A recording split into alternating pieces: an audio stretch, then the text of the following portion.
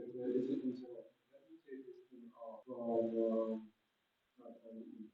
Take it off.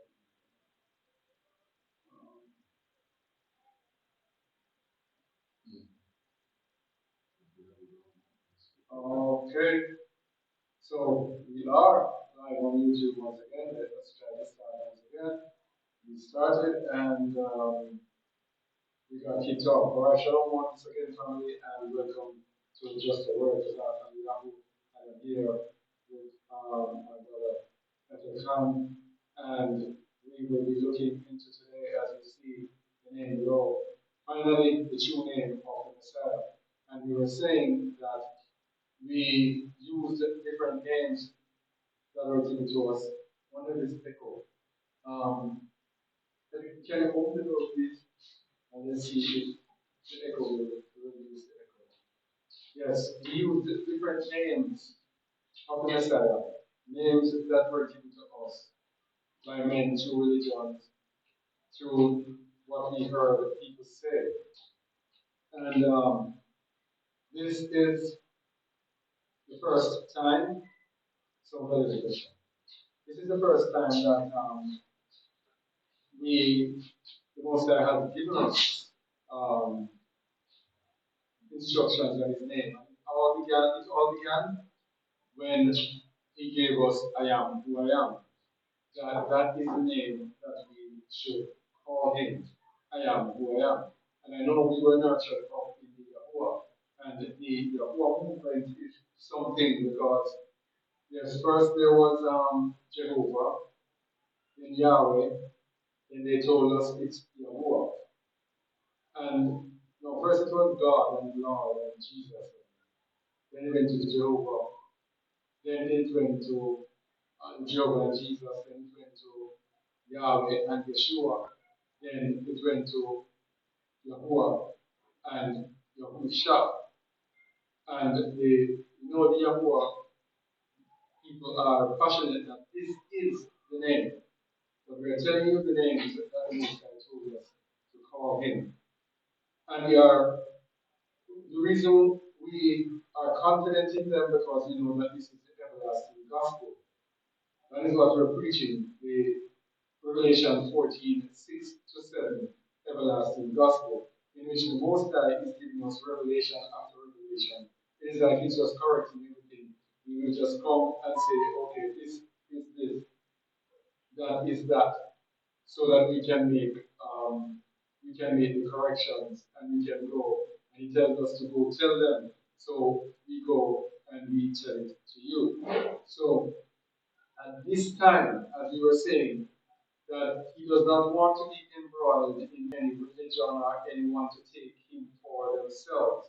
He is here for the nation of Yasharah, the children of Yasharah, who are his people. And he's not here for religion. Him up or his son, who they want them to be, or who they conceive them to be, as they are. Okay? So, let's begin with the true name of the Messiah. And by the way, the name is hidden in plain sight. Does that echo? I can hear you live and I can hear it back over that. So on the Zoom. Thank you. Oh, no, but I want you to make sure it's not on. Anyway, all right. So, that's the Zoom. Yeah, that's the Zoom on here. Yeah. So the name was hidden in plain sight. There is a concept, they have it in psychology, of hiding in plain sight.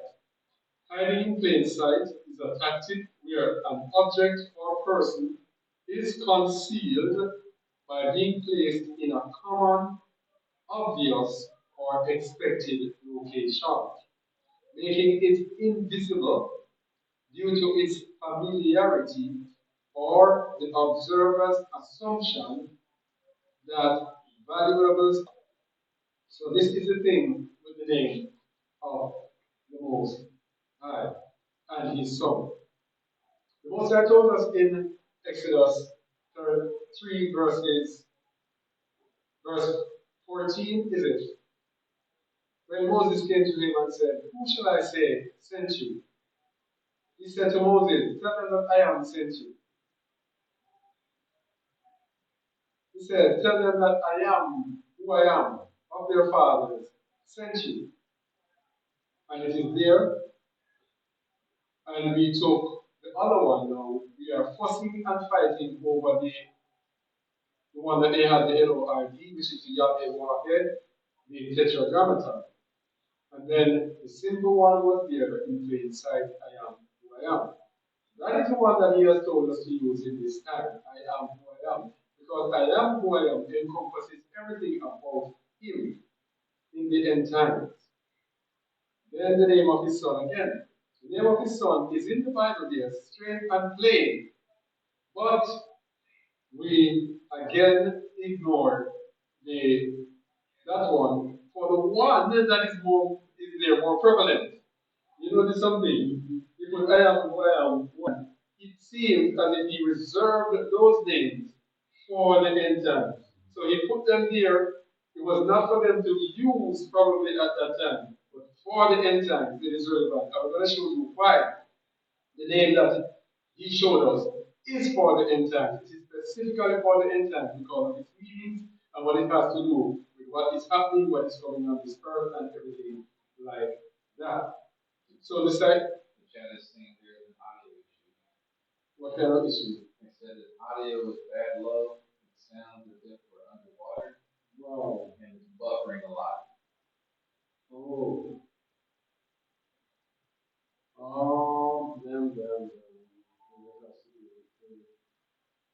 Them. I can get that into progress. What do I do? That is this. Shall I expose it? That is this.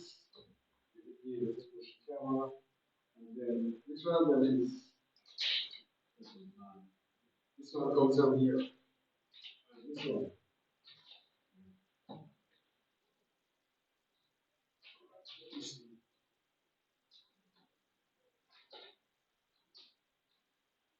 Mic check 1, 2, 3. Mic check 1, 2, 3. Is it any better? Can someone check online here? Is it better? I know what the possibility is. Let's see what's happening here. That is wrong, and then that is wrong. Can you check? No, but I see the problem here.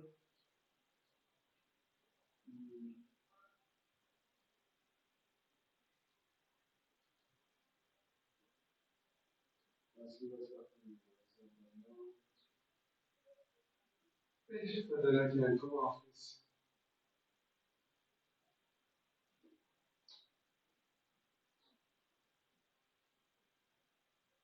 Check 1, 2, 3. 1, 2. 1, 2.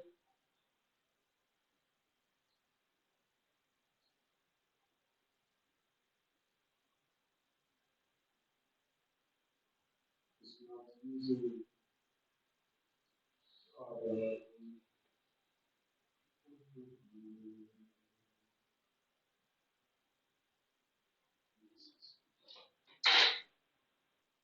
check 1, 2, 3.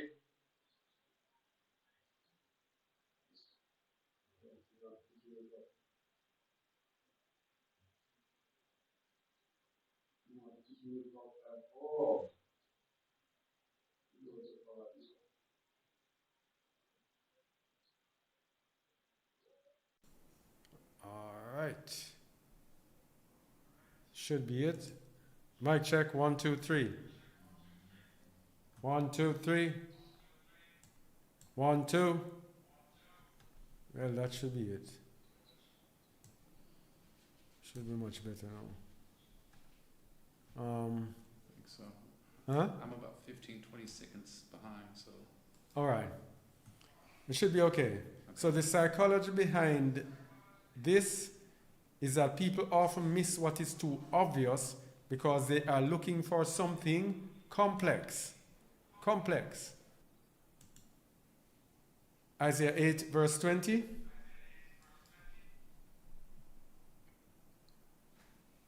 To the law and to the testimony, if they speak not according to this word, it is because there is no light in them.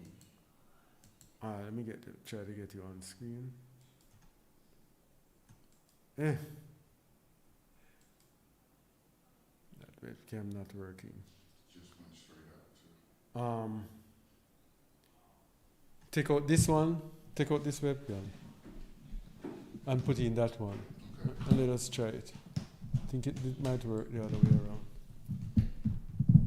around. Sorry about all of these technicalities, people. You plug it in? Mm-hmm. Alright.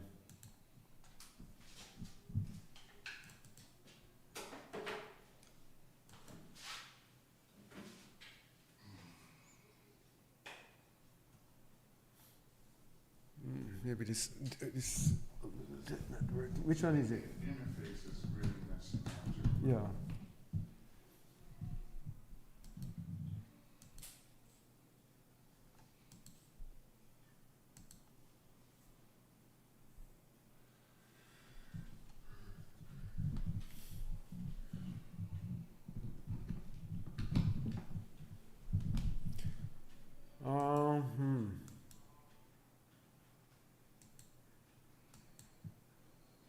Alright, zup.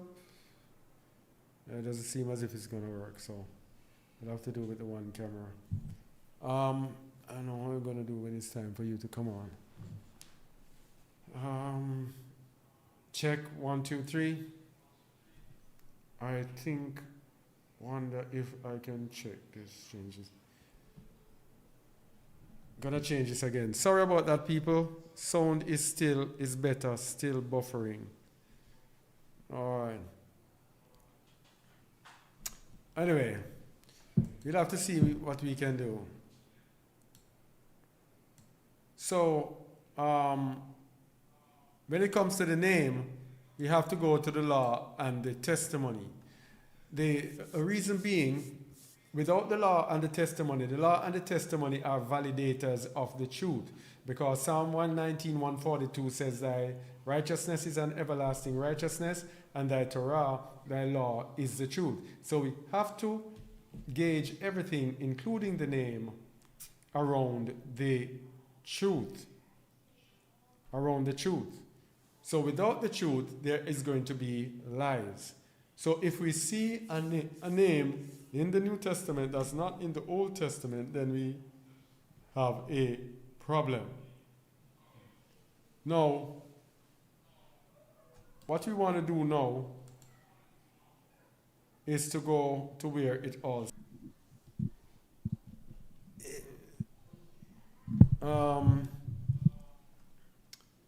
As I was thinking about getting off the sound, somebody says the sound is better. I was thinking about taking out that and doing it for the sound.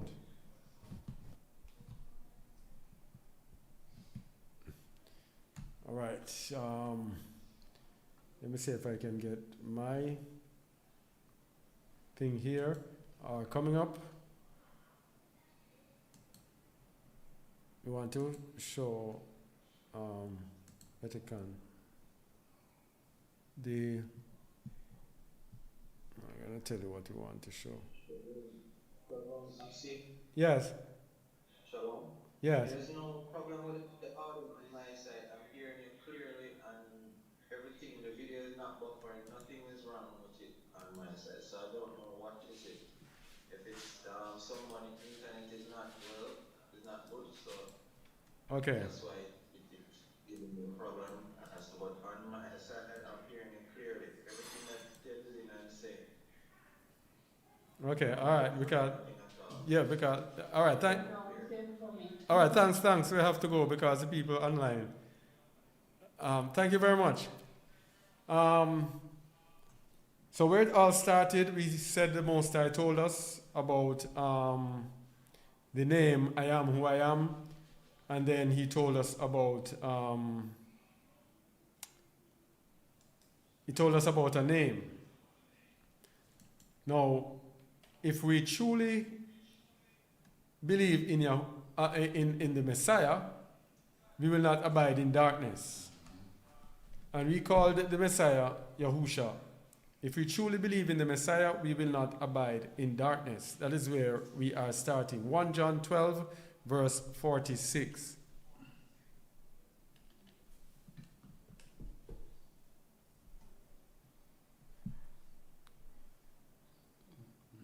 John John 12:46.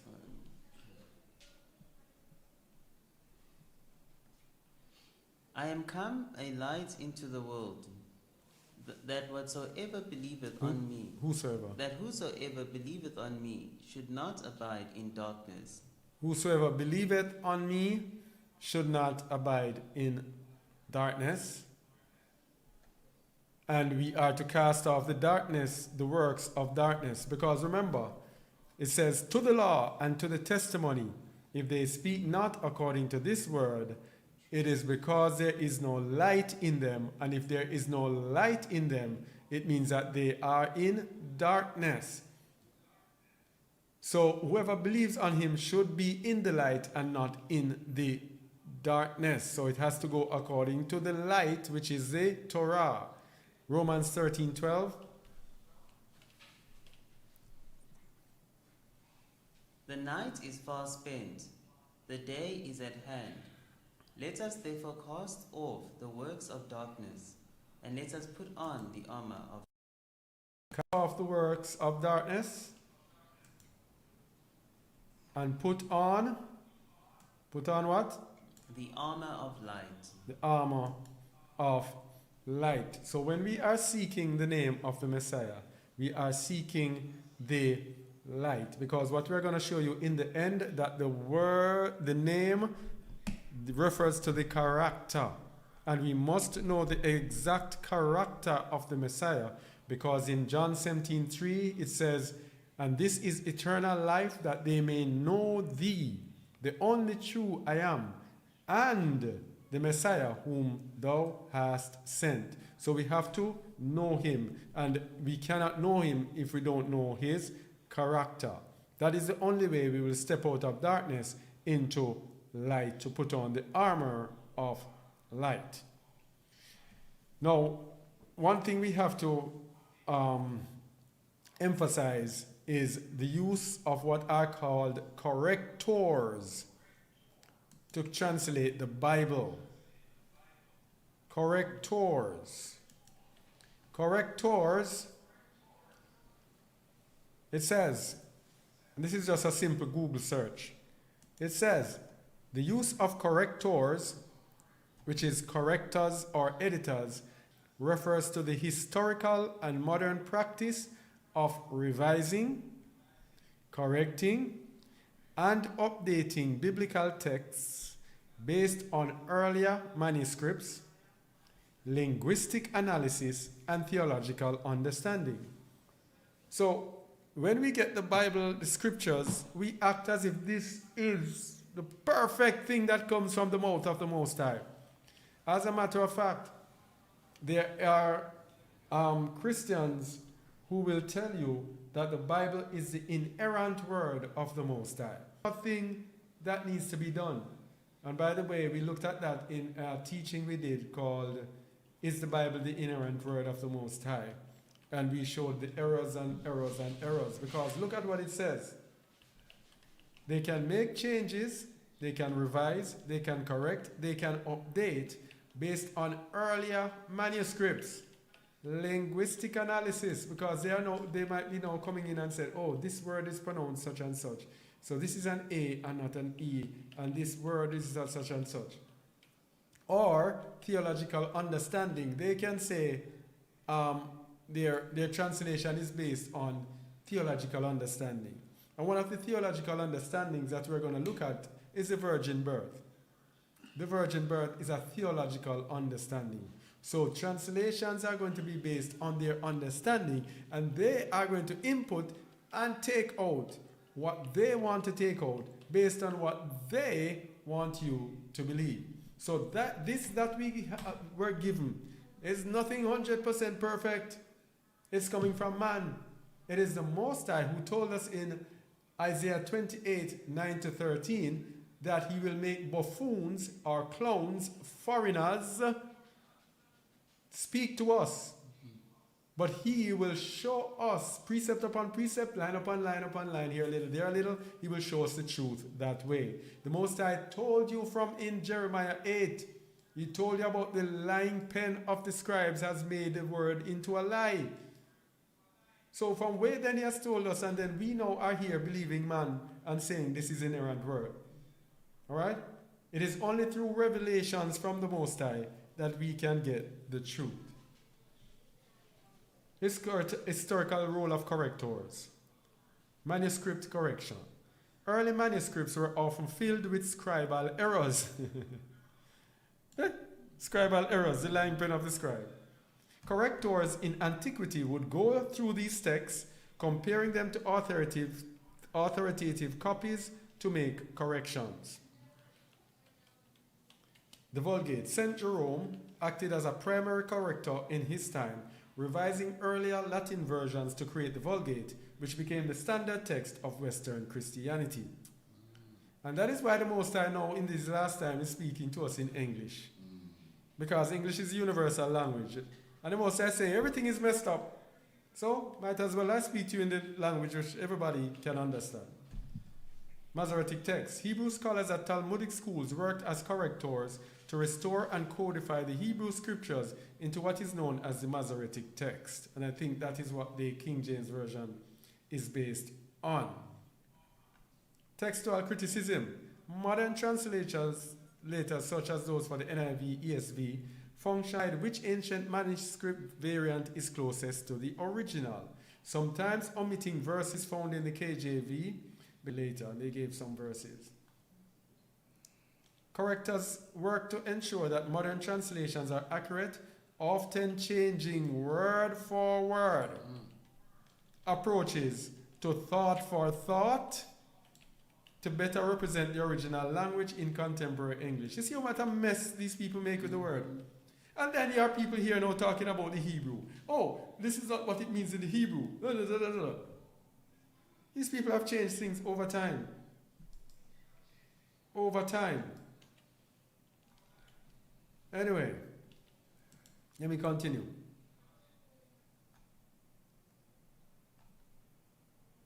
And again, remind ourselves to the law. Now, we are going to look in the book of Isaiah, chapter 7. Isaiah, chapter 7, where the name of the Messiah was given to us. And we are going to show you something interesting about Isaiah 7. And remember, Isaiah 7 is very important, as this is a chapter that has gotten many people to not even want to see or hear anything about the Messiah because of what was prophesied in Jeremiah 7 and the translation or the interpretation that people gave it from Matthew chapter 1. Because some people are saying that this name that was given in Isaiah chapter 7 is for Isaiah's son, and it was for a particular reason that has nothing to do with the Messiah. So we're going to look at that today. So let's go to Isaiah chapter 7, and we'll begin at verse 1. Go ahead, please. Isaiah 7, verse 1.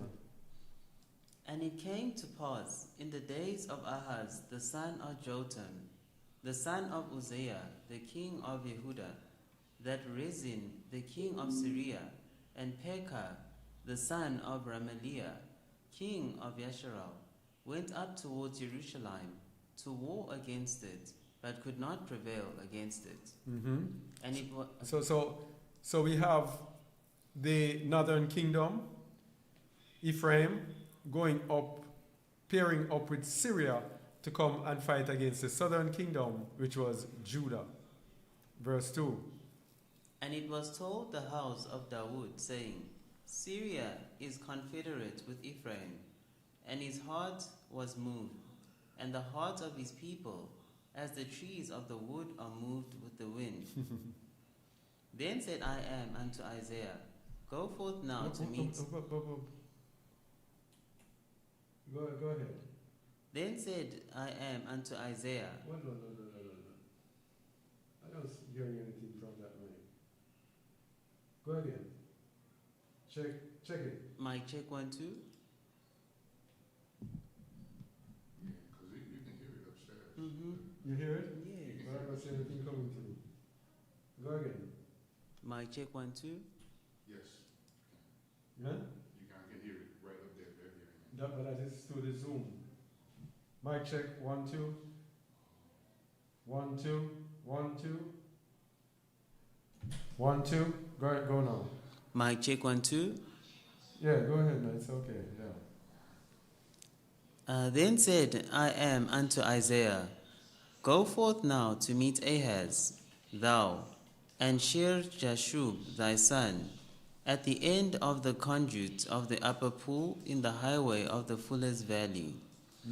And say unto him, Take heed and be quiet, fear not, neither be faint-hearted, for the two tails of these smoking firebrands, for the fierce anger of Rezin with Syria, and the son of Remaliah. Because Syria, Ephraim, and the son of Remaliah have taken evil counsel against thee, saying, Let us go up against Yehudah, and vex it, and let us make a breach therein for us, and set a king in the midst of it, even the son of Tabil. Thus saith I am who I am. It shall not stand, neither shall it come to pass. All right, so Syria, the what do you call when two nations come together? The Ally, eh? ally. Yes. The allies Syria and the northern kingdom Ephraim had come together now against Judah, the southern kingdom, and the Most High was declaring that this shall not stand. He is going to defend Judah. Continue. For the head of Syria is Damascus, and the head of Damascus is Rezin. And within 65 years shall Ephraim be broken, that it be not a people. And the head of Ephraim is Samaria, and the head of Samaria is Remaliah's son. If ye will not believe, surely ye shall not be established. If you will not believe, surely you shall not be established. And the Most High is going to give Ahaz a sign of belief. A sign of belief he is going to receive, which is a sign of Emmanuel. Read it, continue, please. Moreover, I am spake again unto Ahaz, saying, Ask thee a sign of I am who I am. Ask it either in the depth or in the height above. But Ahaz said, I will not ask, neither will I tempt I am. And he said, Hear ye now, O house of Dawood. Is it a small thing for you to weary men, but will you weary I am also? Therefore I am himself shall give you a sign. Behold, a virgin shall conceive and bear a son, and shall call his name Emmanuel. So this is the sign of Emmanuel. But Emmanuel is a sign of what? Deliverance. Deliverance. And this sign of deliverance is for the end times. Because in the end times, that is when we will be delivered. Delivered.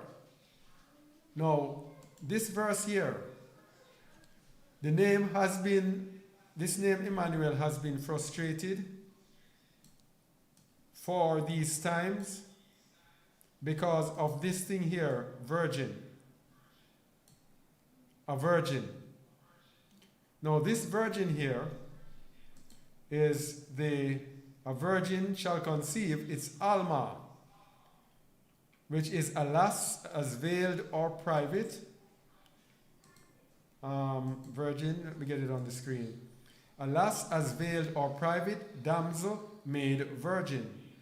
So this is actually speaking about a young woman, not necessarily having to do anything with someone who's never ever had a child come through her womb. But in the New Testament,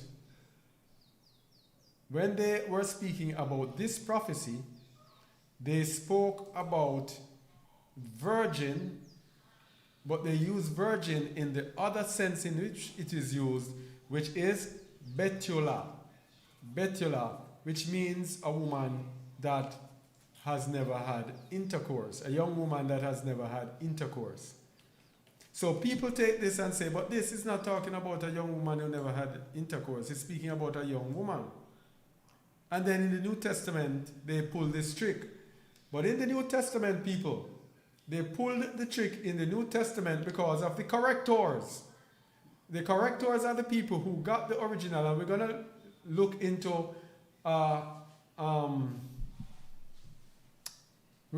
a book that we have that shows the exact truth regarding the virgin birth. We're going to show that Joseph was the father of Yahusha according to what is written there. But the correctors took it according to what they thought, according to what they want us to believe, and they did what they wanted to do with it. And that is to give us a demigod, to give us a man that we should worship as the Most High, to bring us into idolatry, worshiping a man as the Most High. Because that is what their pagan religions do. Remember, the Bible, the scriptures, religions were given to us by Edom. And in Psalms 83, it tells us that these people hate the Most High and hate his people. The people who we got everything from, including the names. The name Jehovah, the Lord, Yeshua, Yahuwah, Yahweh, Yahusha. All of these things came from the same Gentiles. It came from the children of Edom, people who gave us these things. And with everything, they took it and they twisted it. So we're going to look at this virgin. A virgin, the young woman of a child, and conceive there. There's only one way you can conceive. And in the New Testament. And we're going to show you that that is not so. And shall bear a son and shall call his name Emmanuel. Because the name Emmanuel is a sign of deliverance. Let me go to Romans 11 to show you how we will be saved through deliverance. Romans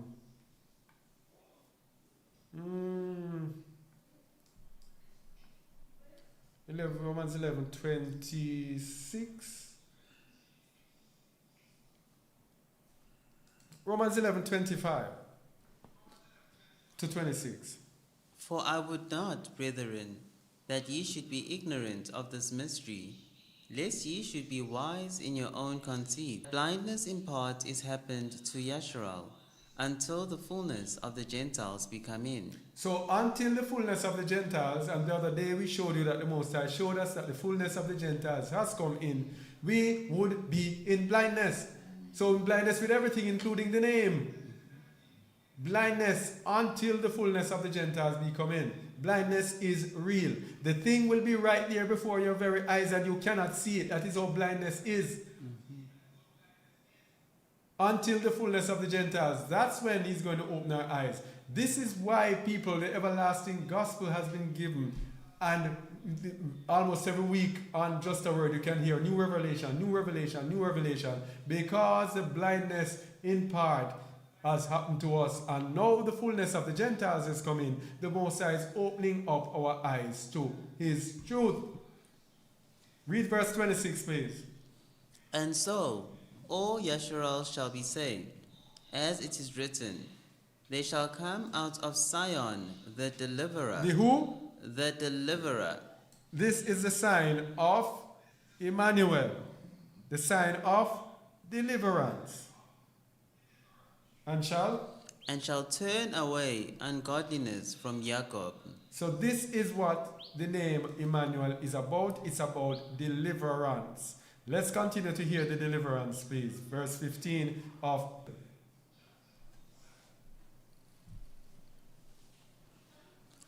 Butter and honey shall he eat, that he may know to refuse the evil and choose the good. For before the child shall know to refuse the evil and choose the good, the land that thou abhorrest shall be forsaken of both her kings. It's the same thing that's going to happen in the end. In the book of Revelation, it tells you the time that the beast will have what? Time, and half a time. Time, times, and half a time. 3.5 years. Before the child shall know how to refuse the evil and choose the good. It's a very short time. That is when the deliverance is going to take place. It's the same thing for us today. It's a very first short time between the preaching of the everlasting gospel and the deliverance of His people through Emmanuel. Continue. I am shall bring upon thee, and upon thy people, and upon thy father's house, days that have not come.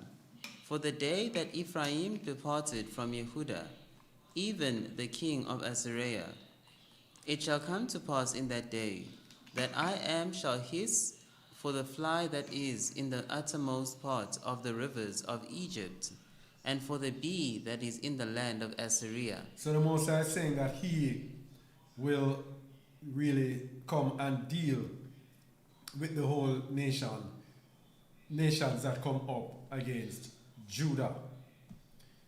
All right, so we can pause it there. And we're going to ask Etakan to give us his dream about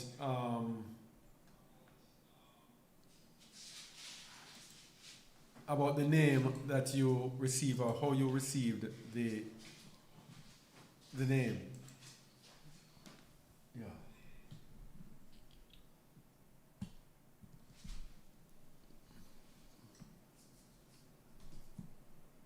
Yeah, go ahead. Yes. Shalom, family. So I had a dream.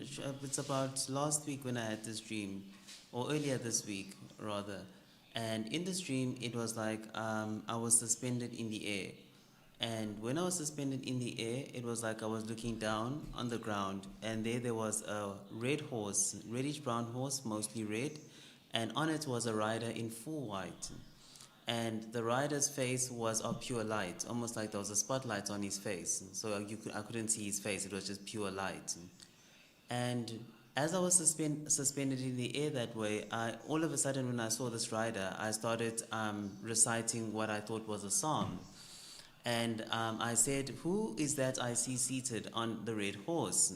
And then at the end of each line of the psalm that I recited, I would always say, "Emmanuel." And then I would continue of this psalm, and then I would say, "Emmanuel." And then I'll continue another verse, and I'll say, "Emmanuel." So each verse would end with me shouting, "Emmanuel." And then it was like, as this was happening, I was getting lower. I was like floating lower and lower and lower, like as if I was drawing closer to this rider who was on the red horse. And then as I was getting closer to the rider, it was like there was spiritual warfare also within my head, almost like the enemy was shooting, things in my head to distract me from the psalm and the praise of Emmanuel. And then as I was about to touch the rider on the horse, and then I ended up, I heard myself say, "Yahushua HaMashiach." So when I said Yahushua HaMashiach, it was like I was about to touch the rider on the horse, and then the horse was gone along with the rider, because I had said Yahushua HaMashiach. So the horse was gone, and it was in front. It had like almost like it had teleported just a few feet forward. So when I saw this, and then I said, because the last thing I said was Yehusha Hamashiach, and then I wasn't allowed to touch the horse. And then I said, "Who is Emmanuel?" And then I jumped almost as if trying to reach again, and this time I was allowed to touch the horse. But the horse now was white, pure white, along with the rider sitting on it. And when I touched the horse, there was a surge of great power that shot out.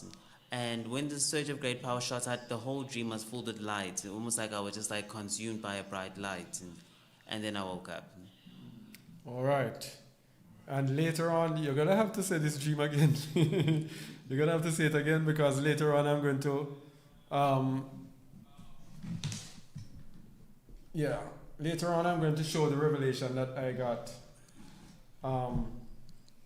in regards to Emmanuel as well. All right? So that dream told you, he said Emmanuel, and it was good. The horse started coming closer. No, I was going close. You started going closer. But as soon as he said Yahusha Hamashiach, then the distance started again. It doesn't take a rocket scientist to know that what that is saying. Yes? That is not the name, and that is not the acceptable name of Hamashiach. But when he said, who is Emmanuel? Then everything changed.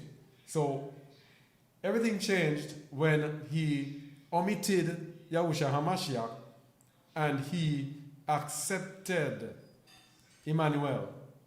Then everything started, the light and everything started, and you know that is confirmation of what is happening. And I think the same day, your mom also had a dream about I am possible. And Yes. tell us what understanding you get from it. Oh, so shalom. So exactly the same morning, my mom had a dream too, and in my mom's dream, it was a very long dream. But then the ending of it, it was like a screen had opened in front of her, and in front of her was written the word impossible.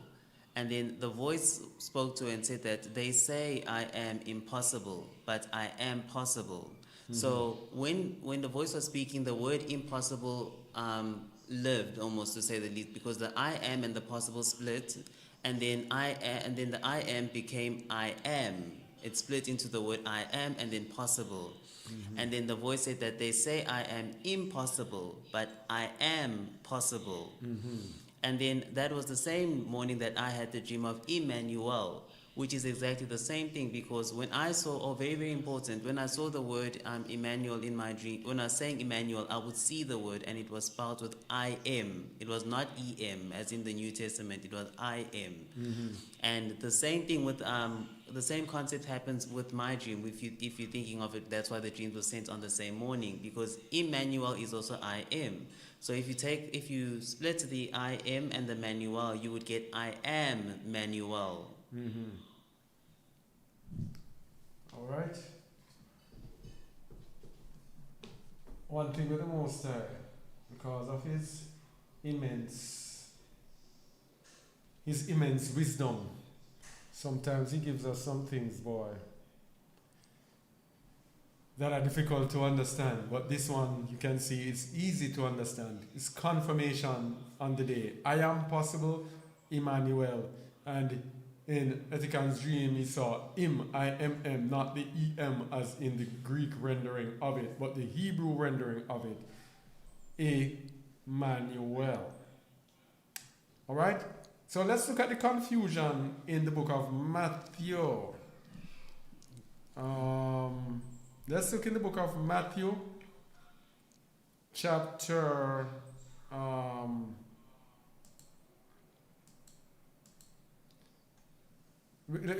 let's start at Isaiah 20. It's a quick switch. It's still the law of the testimony. Read Isaiah 20, please.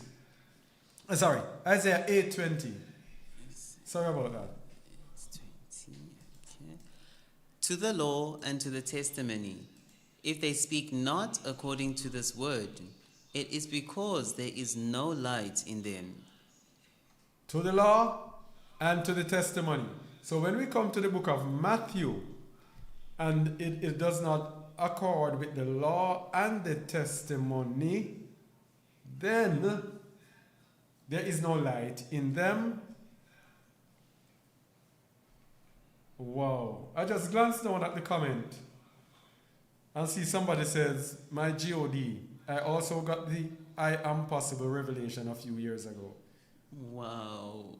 And Oh. right above that, Cheryl Beloved Zion. It's the Girl. same person. Yeah. All praises to the Most High. Anyway, to the law and to the testimony. Let's put Matthew 1:18 onwards to the law and the testimony. Matthew 1, verse 18. Now the birth of Emmanuel Messiah was on this wise. When as his mother Mary was espoused to Joseph, before they came together, she was found with child of Ruach HaKadosh. All right, and we looked at this verse in a teaching that we did on our Jah Prophecy channel entitled The Bride is Already Married, when we went and explained the difference between espousal and marriage, even how it is carried out here in the motherland, in the biblical land of Canaan, the ancient Yasharal, ancient Israelites who are still here today, that they actually will let you know and understand. Understanding their life will let you understand this verse.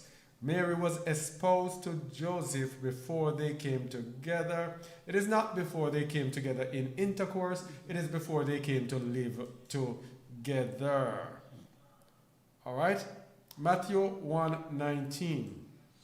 Then Joseph, her husband, being a just man, and not willing to make her a public example, was minded to put her away privily. You know that we're stuck on that verse though.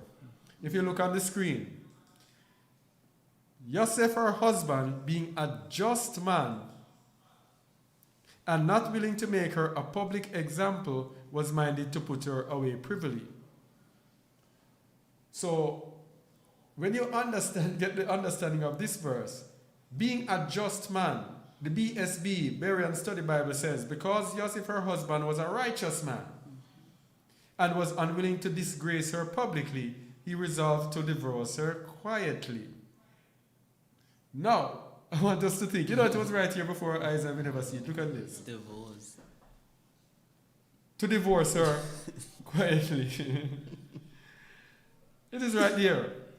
Look into this now. The ESV says, and her husband Joseph, being a just man and unwilling to put her to shame, resolved to divorce her quietly. Now, if it was felt that she was born of adultery, she would have been put to death. So why would he, being a just man, not willing to make her a public example, unwilling to disgrace her? It's not disgrace, it would be death. He was pregnant with someone else's child, it would be death. But it doesn't say that, it was about disgrace. Now if you understand how this thing worked, they were exposed, which means they were put. It is like engagement over in the West, but it is a different form of engagement. It is it's a more serious bond. Because when you get engaged over in the West, you just go and be a fool around, and if your mind changes, you just change your mind and say, oh, cut off the engagement. But with these people, when they put them together, it is for them to prepare to live together. Now, before they are prepared to live together, it is an embarrassment if they come together, meaning to have intercourse. I shouldn't use come together. It's an embarrassment because it is used in 1:18. It is an embarrassment if they have intercourse because of the lack of self-control. They are supposed to stay separate sexually until they come together. If they do it, it is not a crime, but it is embarrassment. It is not a sin, but it is embarrassment. Sometimes you do some things and you are so embarrassed. It is not. For example, everybody farts, passes gas out of their anus. If you do it in public,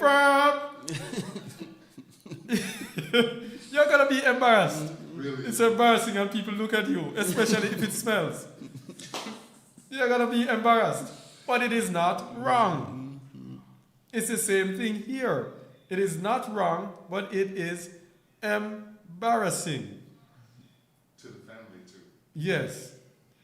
So that is why Moses, Joseph being a just man. Because if Joseph was a righteous man, and he thought that she had intercourse with someone else, then being righteous, he would bring the law to bear.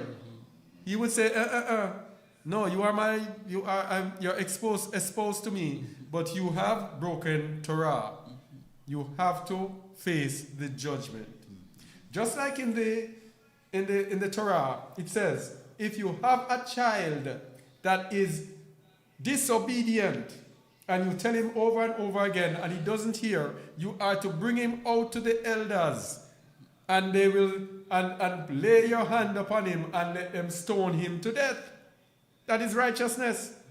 So if Joseph was righteous and thought that she was fooling around with another man, or she got pregnant in another place apart from him, if he was righteous, he would call the Torah, call the priests, and they would execute her.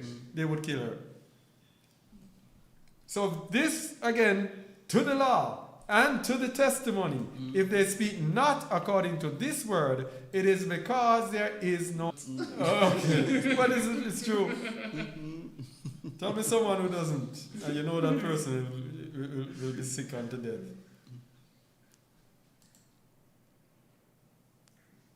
What is this now? Yeah. But anyway, where am I? Matthew 20. Yeah. So if I'm thinking that this one should not be here. All right. So just think about it. If Joseph wanted to put her away privately, then it was not because he thought she slept with another man. It must be because they had intercourse before marriage and it was embarrassing. All right? We took what they told us in fear, not proving all things and holding fast that which is good, which is 1 Thessalonians 5:21, which is what we always must be doing. Another thing, conception. The Messiah was conceived. Matthew 1 verse 20, please. But while he thought on these things, behold, the angel of I Am appeared unto him in a dream, saying, Joseph, thou son of Dawood, fear not to take unto thee Mary thy wife, for that which is conceived in her is of Ruach HaKadosh. For that which is conceived in her. Conceived there is genao or genao, to procreate properly of the father and by extension of the mother. Figuratively, to regenerate, to bear, beget, be born, bring forth, conceive, be delivered of, gender, make, spring. To be conceived, that which is conceived in her is of Ruach HaKadosh. When it says it is of Ruach HaKadosh, it does not mean Ruach HaKadosh is the father or the mother. And by the way, didn't we just do a video saying that the Holy Spirit is the mother? Yes. So how can the mother, what was the word? Conceive. How can a woman be conceived of a woman? Eh? How can a woman be conceived of a woman? Anyway, let's continue in Matthew 1, chapter 20. We just did 20. Eh? We just did 20. Yeah, verse 21. 21. Make up your mind. Is his name Jesus, Yahusha, or is it Emmanuel? Matthew 1:21. And she shall bring forth a son, and thou shalt call his name Jesus, for he shall save his people from their sins. Now all this was done, that it might be fulfilled, which was spoken of I am by the prophet, saying, Behold, a virgin shall be with child, and shall bring forth a son, and they shall call his name Emmanuel, which being interpreted is, I am with us. Use the KJV. I am. It's a KJV? So it's the wrong version I'm using. Okay. So, first up here, Matthew 1:21, it says, she will bear a son, and you shall call his name. You have Jesus, which we say is Yahusha, for he will save his people from their sins. And then,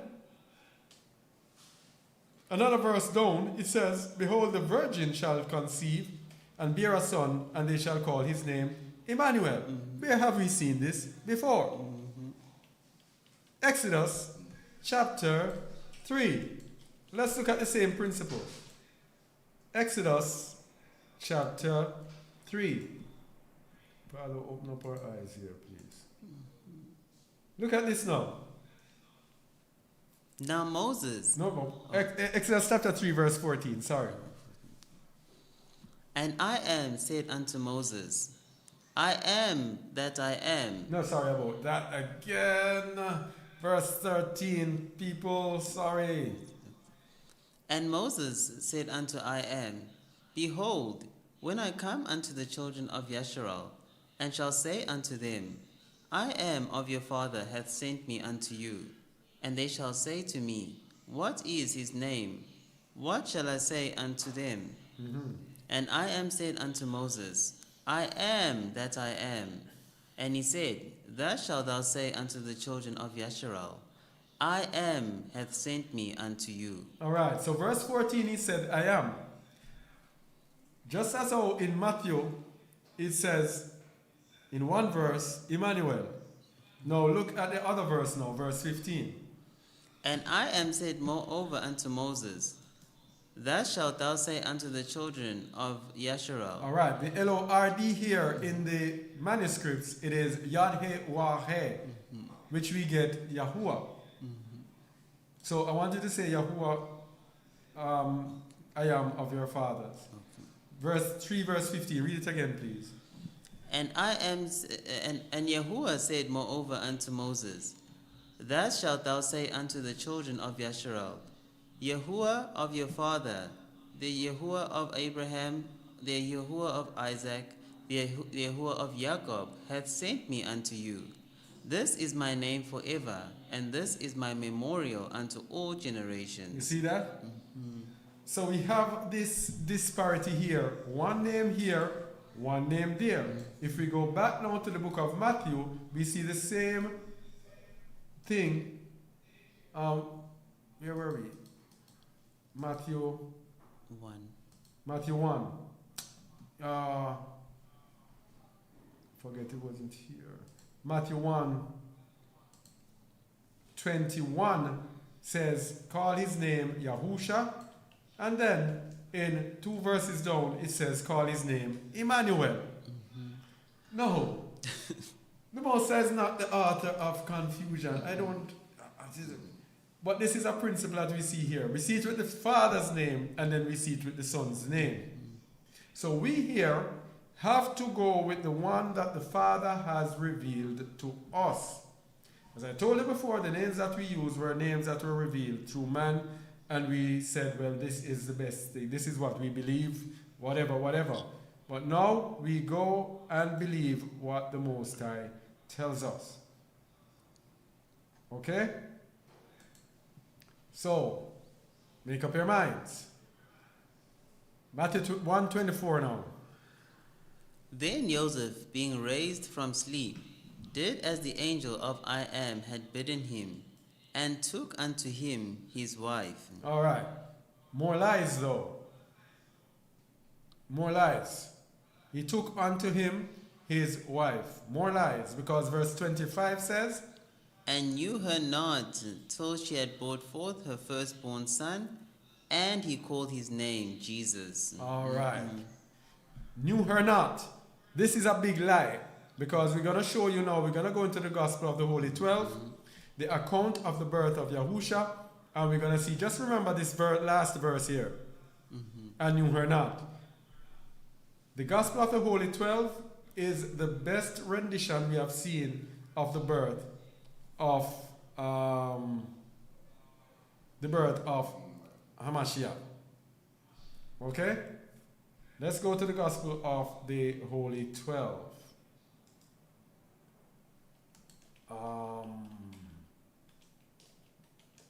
Where is it? We are at chapter 11, page 20. It's loading too slow. It's loading. Yeah, All right, I'll read it until you have it, Mikhail? it's spinning here. Yes, no. All right, let me read it until you get it in at the camera. Okay. Gospel of the Holy 12, the Annunciation of to Mary and to Joseph. And in the 6th month, the angel Gabriel was sent from Ayam unto a city of Galilee named Nazareth to a virgin espoused to a man whose name was Joseph of the house of David, and the virgin's name was Mary. Now Joseph was a just and rational mind, and he was skilled in all manner of work in wood and in stone. And Mary was a tender and discerning soul, and she wrought veils for the temple, and they were both pure before Ayam, and of them both was what they call Yesu Maria, or Emmanuel, who is called the Messiah.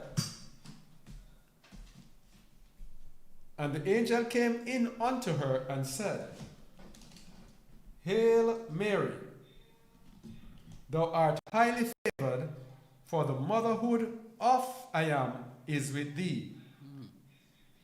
Barak, or blessed art thou among women, and blessed be the fruit of thy womb. And when she saw him, she was troubled at his saying, and cast in her mind what manner of salutation this should be. And the angel said unto her, Fear not, Mary, for thou hast found favor with Ayam. And behold, thou shalt conceive in thy womb, and bring forth a child, and he shall be great, and shall be called a Son of the Highest. And I am who I am shall give unto him the throne of his father David, and he shall reign over the house of Jacob forever, and of his kingdom there shall be no end. Then said Mary unto the angel, How shall this be, seeing I know not a man? And the angel answered, this is a good question here now. We're coming into virgin territory, yeah? You have it? All right. And the angel answered and said unto her, And the angel answered and said unto her, Go again, let me hear you.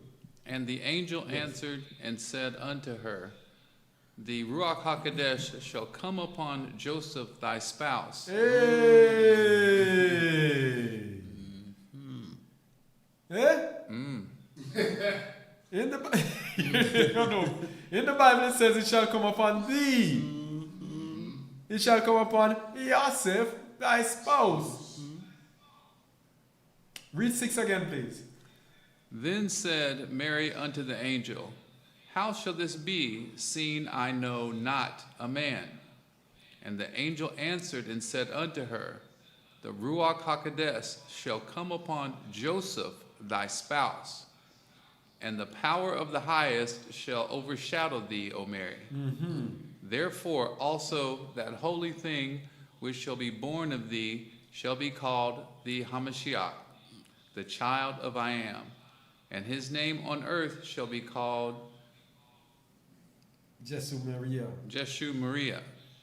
for he shall save the people from their sins. Whosoever shall repent and obey his law. Notice the Ruach HaKadosh shall come upon Yosef thy spouse, and the power of the highest shall overshadow Mary. Both of them. Both of them.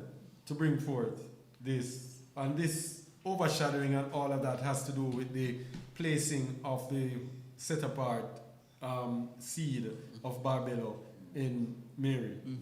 I think that has to do with it. Alden? Yeah, go ahead. I think there's also a very profound part because it says Ruach HaKadosh, the mother goes on Joseph, and the power of the highest goes on Mary. So it's like it's correctly assigned. Yes. Yeah. Yes, Ruach HaKadosh shall come upon Yosef thy spouse, which is the female, and the power of the highest, the Father, shall overshadow the woman. Yes. Yeah. Wow. That is good insight, right? Yes, that's a very good one. So once again, they're aiding in the emulation of. Huh? Once again, That's why I put the foot. That's why I put the fourth mic in case you wanted to talk. I'm sorry.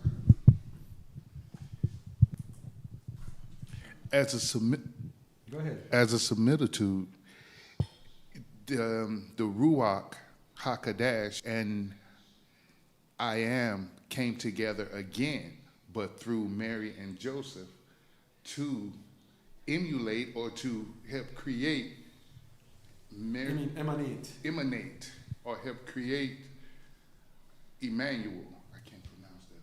Yeah. So that was just powerful right there. Because once again, they're doing it again. Yeah. They, Continue, Mikael.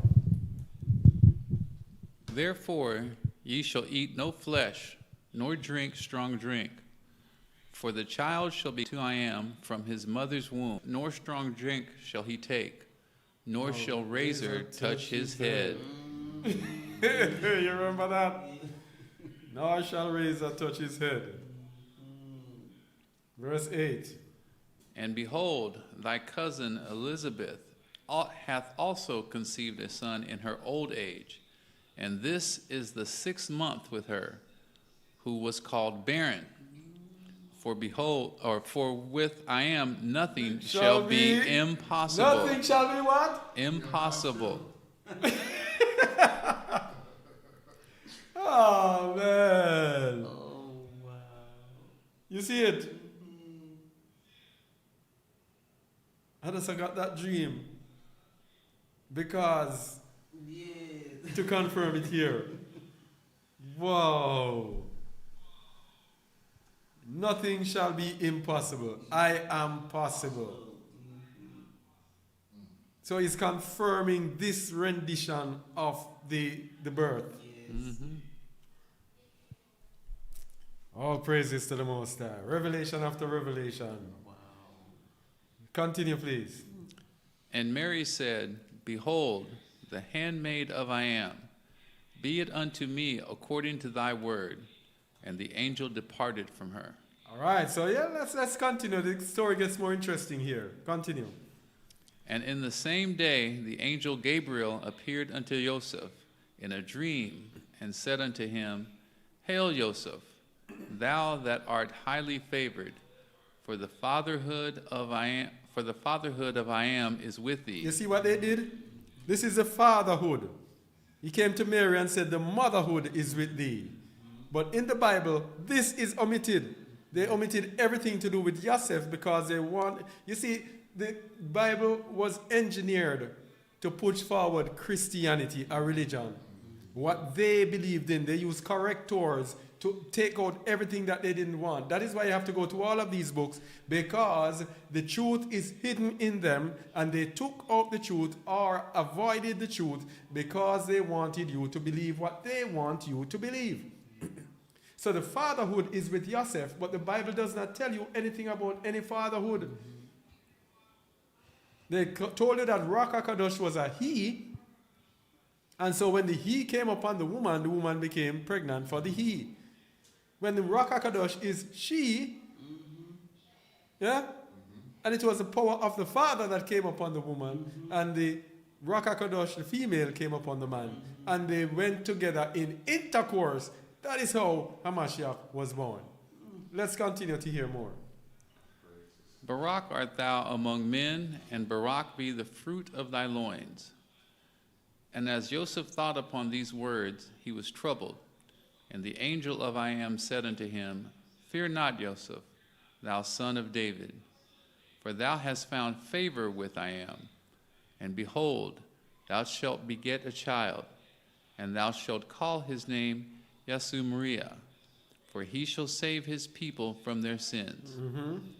Now all this was done that it might be fulfilled which was written in the prophets, saying, Behold, a maiden shall conceive and be with a child. Who shall conceive? A maiden. A maiden, a virgin. A virgin is a young maiden.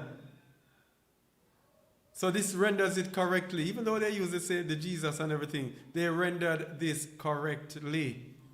A maiden shall conceive and be with child and shall bring forth a son. Continue. And shall call his name Emmanuel, which being interpreted is I am within us. I am within us. Others say, I am with us. Within us sounds. Mashiach said, the kingdom of I am is within you. And then, and Ruach HaKadosh is in us. And that is what is there for the end time. Remember, the end times is when we are given the gift of Ruach HaKadosh within us. Anyway, verse 12. Then Joseph, being raised from sleep, did as the angel had bidden him, and went in unto Mary. And did what? Went in unto Mary, his espoused bride, and she conceived in her womb the set apart one. That's it. The whole idea was that they came together before. It was embarrassing. But Ruach HaKadosh said, don't fear. This is of Ruach HaKadosh. This is the desire of the Most High. And why is it the desire of the Most High? When we come into all the mysteries that we're looking into, the desire of the Most High is that the same thing with the New Testament. This is the New Testament, people. You see, if you really, really follow all the teachings that we do, you are going to see the validity of the New Testament. In the New Testament, Hamashiach was waiting for his bride. This happened because they had to be married, just as though the bride of Hamashiach in the end time had to be married to Hamashiach, and then Hamashiach would be waiting on the bride. It is the same thing. They went and they were espoused before the marriage, so that the marriage had to come afterwards, just as it does in the New Testament, with Hamashiach and the assembly and his bride. Yeah? So, that's basically it. So, the last one verse that we did, we said, remember this verse that says, and knew her not until. Let me read it again to show you how they tricked us. Matthew 1:25.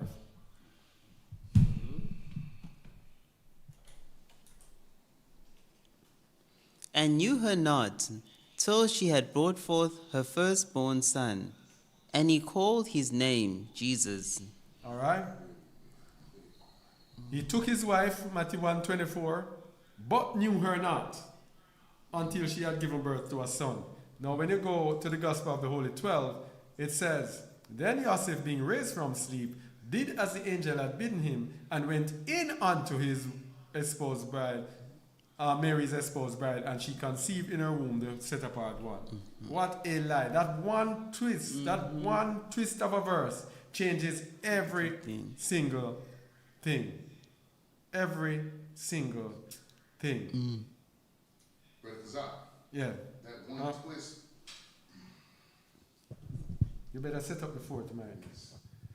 that one twist also breaks down and destroys Catholic beliefs, Catholic understanding of the virgin marriage, because there's a lot of people or so-called Christian that believes in that solely, and believe to the fact that they worship Mary. And so this right here would eliminate all of that, Yes. would destroy it. Yes. Mm-hmm. All right.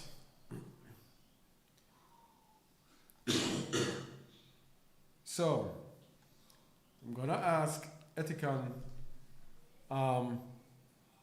very sorry, but ask you to do the dream again because I'm going to do my follow-up revelation to expound on how the Most High showed this up again.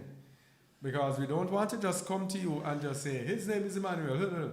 We want to show you what the Most High has shown us in this regard, why we are speaking this thing today. So, could you tell us a dream about Emmanuel again?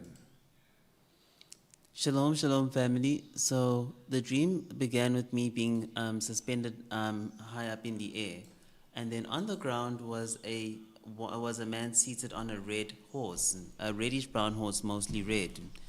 And as I saw this man was suspended in the air, I started reciting a psalm. I started saying, "Who is that I see seated on the red horse?" And then I said, "Emmanuel." And then I don't know the psalm, but in the dream I knew it word for word. And at the end of each verse, I would keep saying Emmanuel, and then I'd say the psalm, and I'd say Emmanuel. I'd say the psalm, then I'd say Emmanuel. And as this was happening, I was it was like I was floating lower and lower and lower. I was getting closer to the rider on the white horse, on the red horse. Sorry, he was wearing all white. And as I was saying in the first time, when I was saying Emmanuel, I could see the spelling of Emmanuel, which was Immanuel, not E. And then as I was getting closer to him, I kept reciting the psalm, saying Emmanuel. And then it was like the closer I got to the man on the horse, it was like there was like warfare in my head. So it was almost like trying to like put me off. And as I was getting closer, it's like I was reaching out to touch the red horse and the white and the man in white on it. And then I said, Yehusha HaMashiach, just as I was about to touch. And then all of a sudden it was like they disappeared and they moved a few feet forward. And that's because I had said Yehusha HaMashiach. And then all of a sudden I said, "Who is Emmanuel?" And then when I looked on forward, the man in white and the horse was white now. So then I leaped forward and kind of like glided over and touched the horse. And then there was this great power that ran through me and just shot out. And then the whole dream was just like white everywhere. All right, all praises.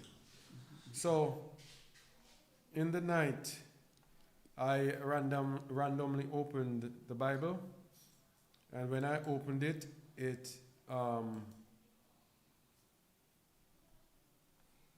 where is it? Yeah.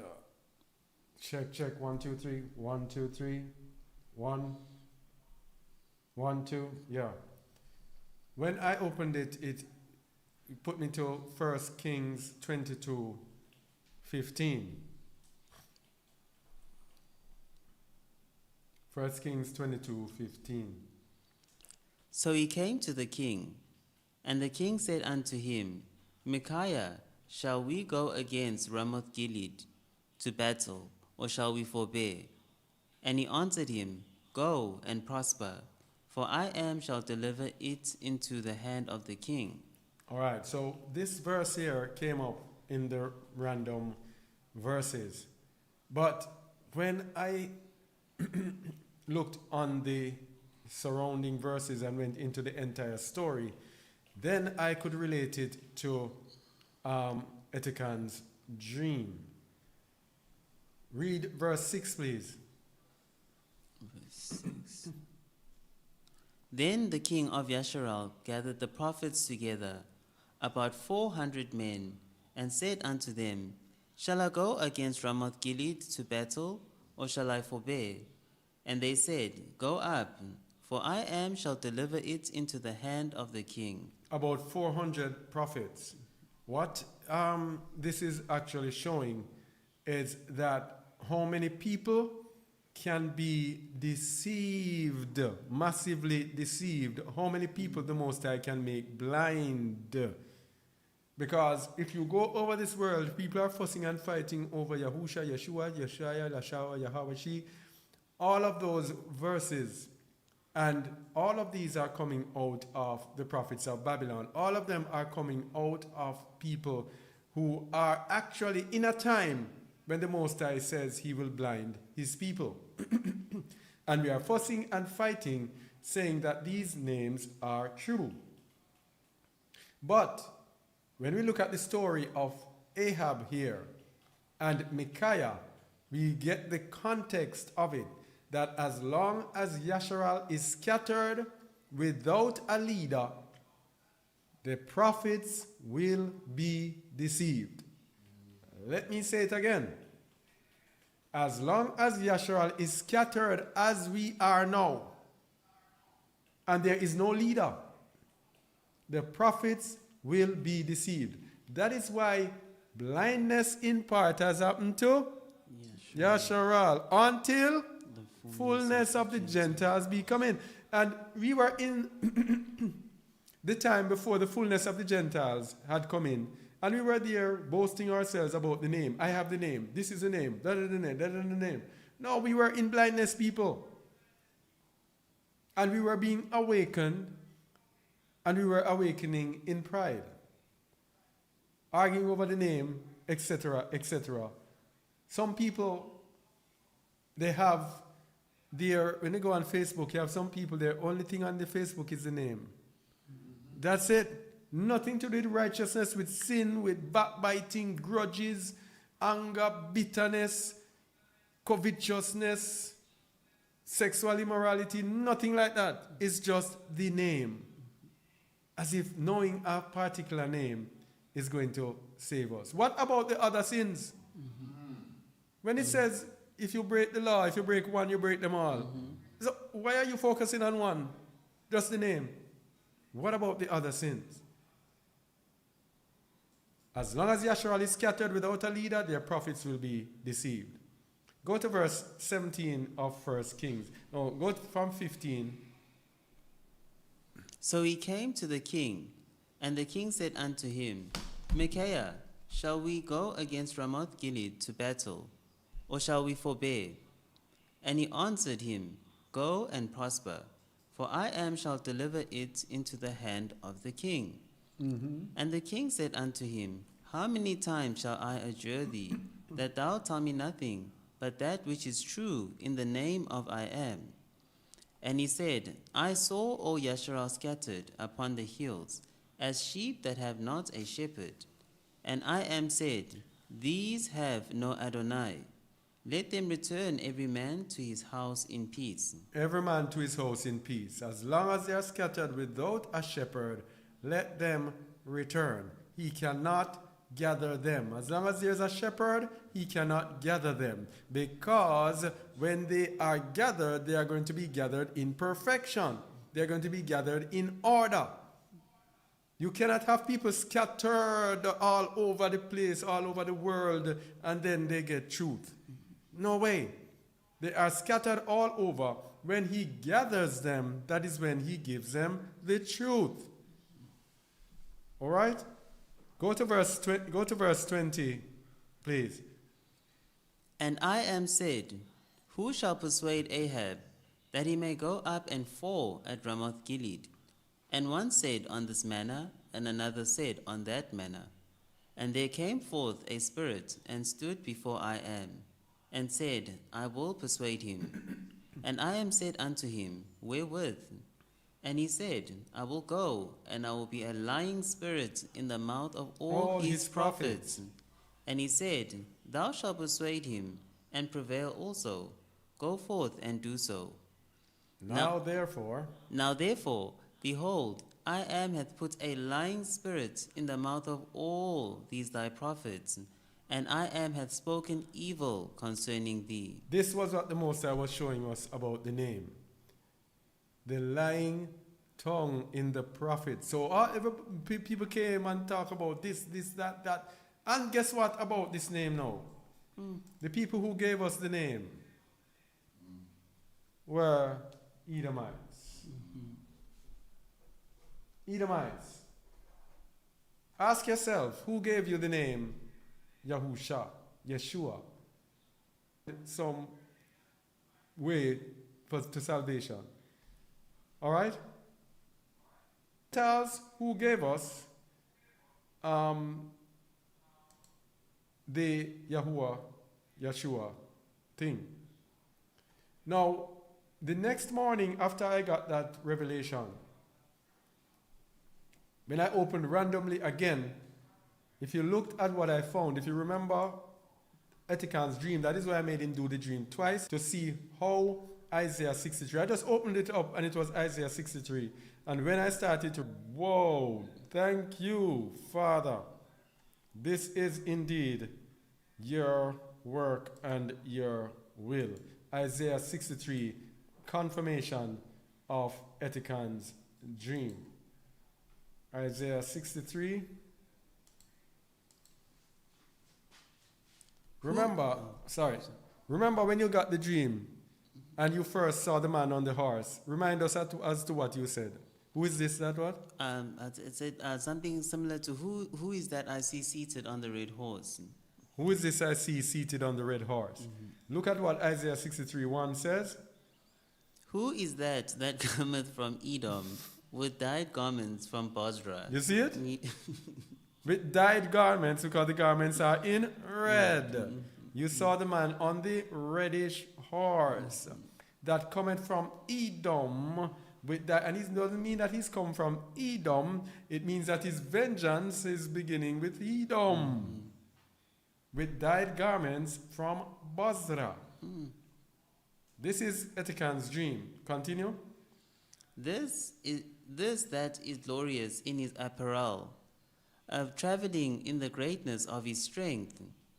I that speak in righteousness, mighty to save. Mighty to save, the deliverer here, who is Emmanuel.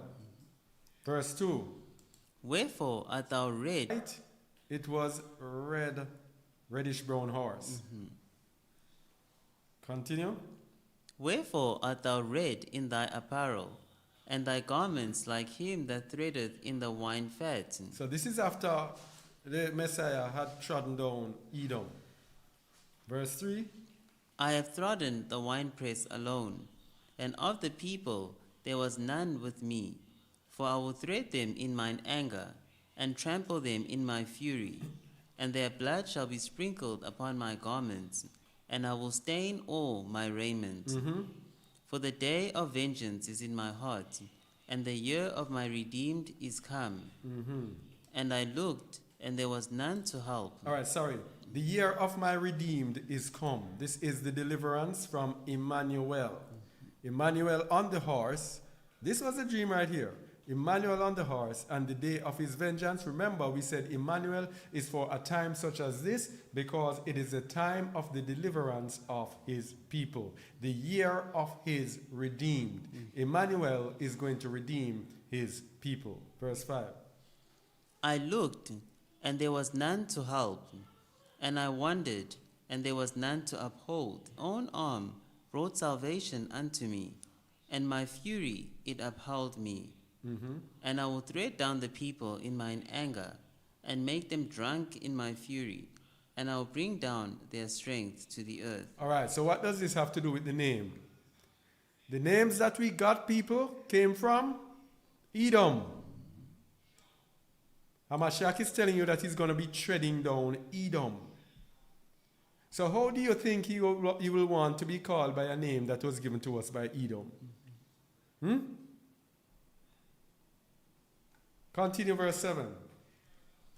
I will mention the loving kindness of I Am, and the praises of I Am, according to all that I Am hath bestowed on us, and the great goodness towards the house of Yasharal, which he hath bestowed on them according to his mercies, and according to the multitude of his loving kindness. He didn't say his mercies upon everybody, he says upon the house of Yasharal.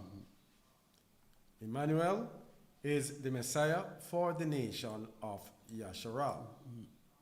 Verse 8. For he said, surely they are my people, children that will not lie, So he was their Savior. So the Most High has gone back now in the past to see when he saved our people and what they did. Then he's going to show you again that he is going to send the deliverer for them once again. In all their afflictions he was afflicted, and the angel of his presence saved them. In his love and in his pity he redeemed them, and he bare them and carried them all the days of old. But But they rebelled and vexed his Holy Spirit. Therefore he was turned to be their enemy, and he fought against them. so this is when our people are scattered. And then what happened? Then he remembered the days of old, Moses and his people, saying, Where is he that brought them up out of the sea with the shepherd of his flock? Where is he that put his Holy Spirit within him? Put his Ruach HaKadosh within him. So this is the powered up Ruach when Etikan saw the dream. And he said, Emmanuel, and then light starts, empowerment started to come.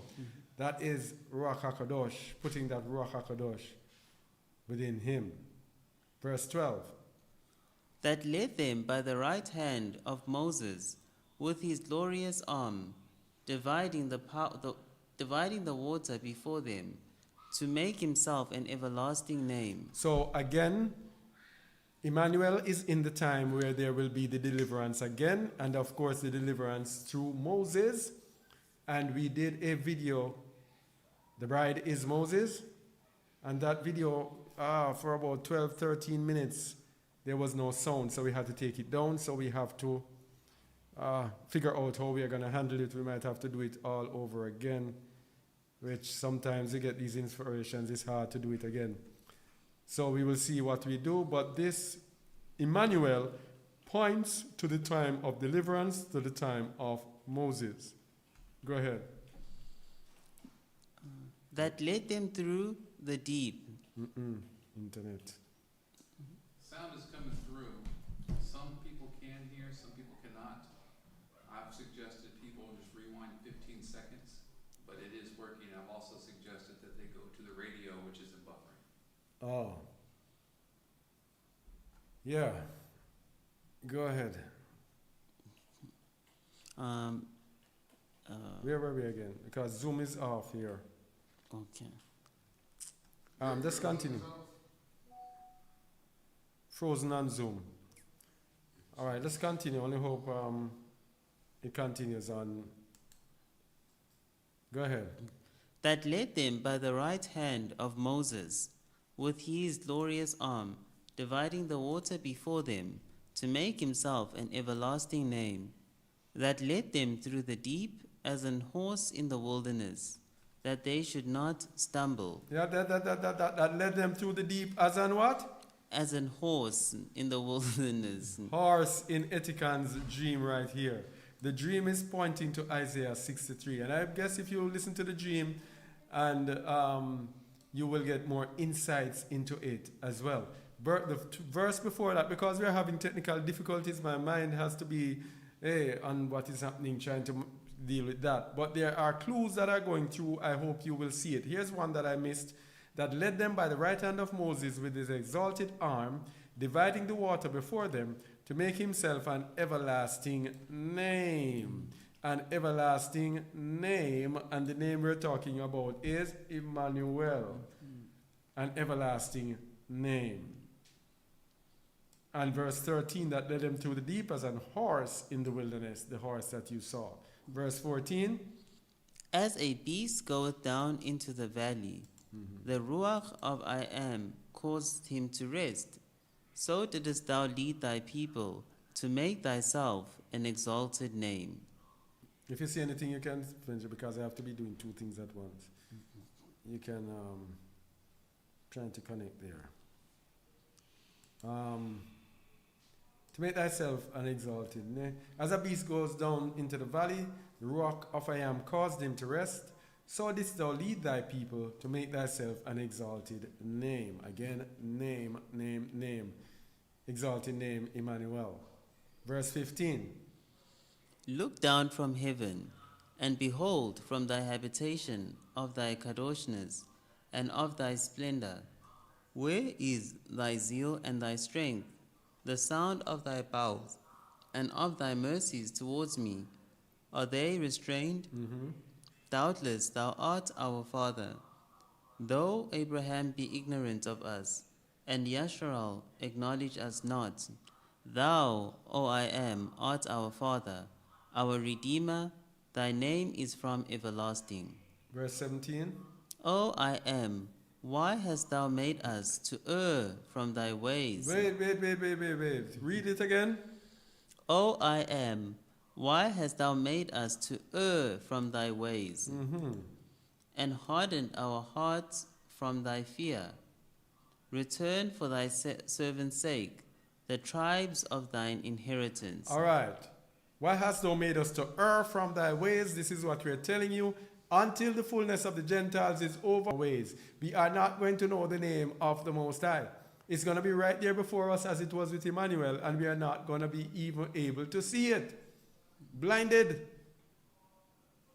Truth hidden in plain sight. So why hast thou made us to err from thy ways? It shows us that the Most High is the one that is leading us into error from his ways.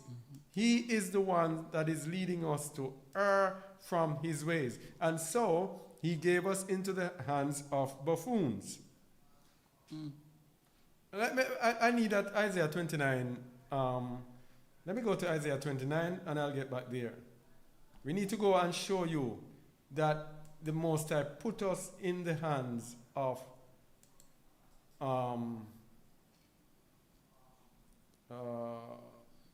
it's Isaiah 28.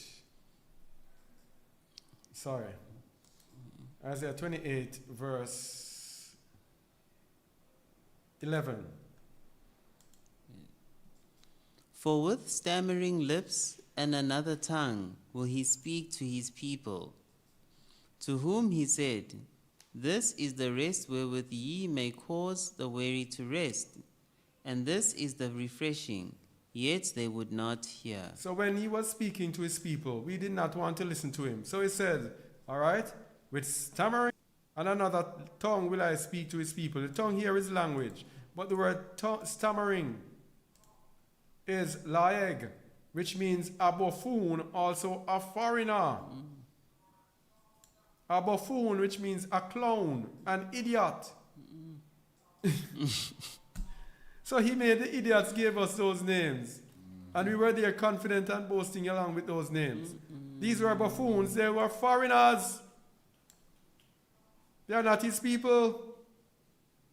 It was not for them to know, it is now for us to know. And another tongue, which means another language. Lashon, a tongue of man or beast used literally as the instrument of licking or eating or speech, and figuratively speech. So with the speech of fools, he will speak to us, because when he was speaking to us, we did not want to hear. We take the Most High. The Most High is not easy, eh? The Most High is not easy. Where were we again? Isaiah 63 verse.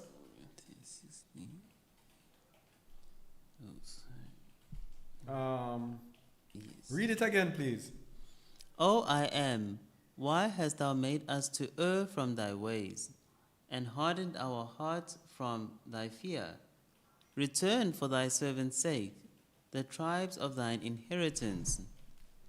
The people. Hold on, and that again, there is another clue. Return for thy servant's sake the tribes of thine inheritance. Remember, we have been talking about knowing your tribe, the importance of knowing your tribe. The Most High is going to return the tribes of his inheritance. It's going to be all about the tribes. All about the tribes. Let me get a pause. Let me see if I can get this started on the Zoom again. It's all about the tribes, so you must know your tribe. Continue, please. The people of thy holiness have possessed it but a little while.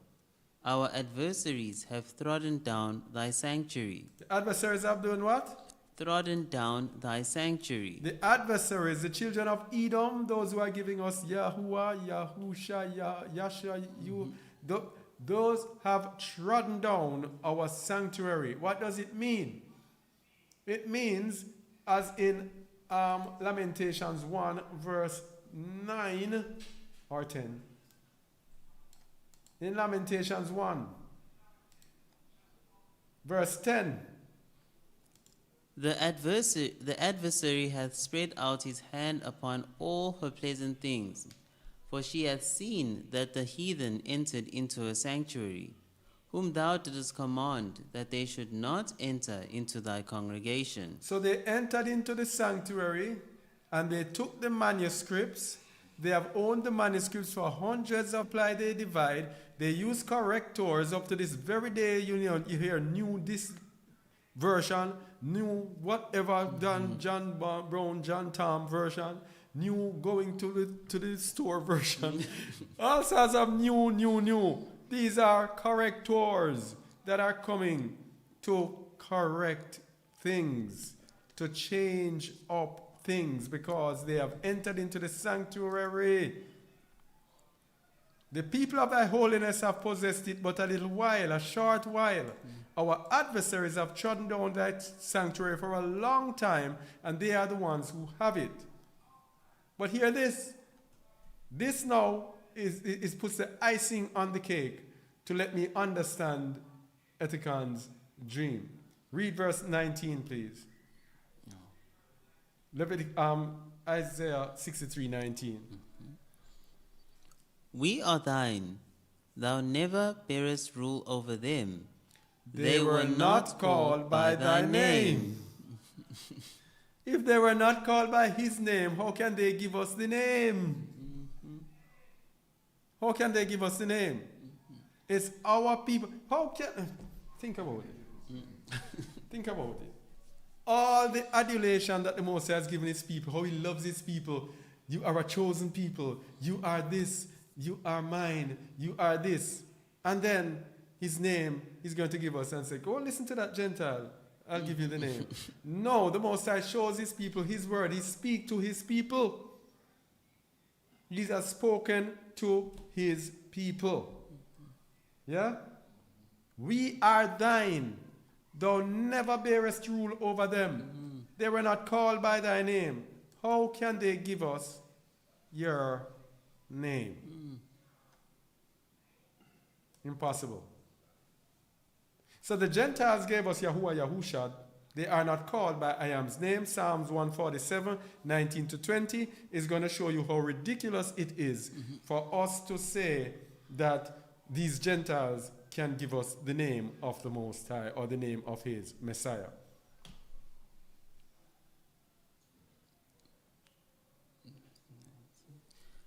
He showeth his word unto Jacob, his statutes and his judgments unto Yasharal. He hath not dealt so with any nation, and as for his judgments, they have not Them his name to give us.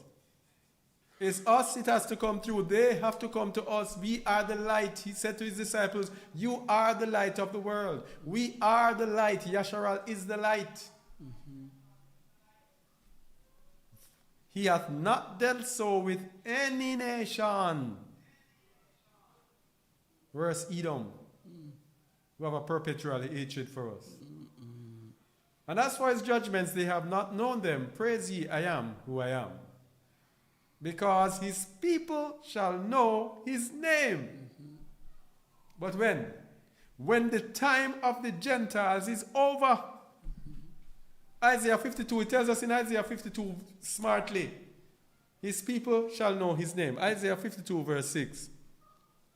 It is when the time of the Gentiles is over that his people are going to know his name. Wherefore my people shall know my name. Therefore they shall know it, they shall know in that day that I am he that doth speak. Behold, it is I. They shall know when? In that day. in that day. In which day? Go to verse 7, please. How beautiful upon the mountains are the feet of him that bringeth good tidings, that publisheth peace, that bringeth good tidings of good, that publisheth salvation, that saith unto Zion, Thy I am reigneth. Thy I am reigneth. It is when it is time for us to return to Zion, which is when we are going to know his name. Verse 8.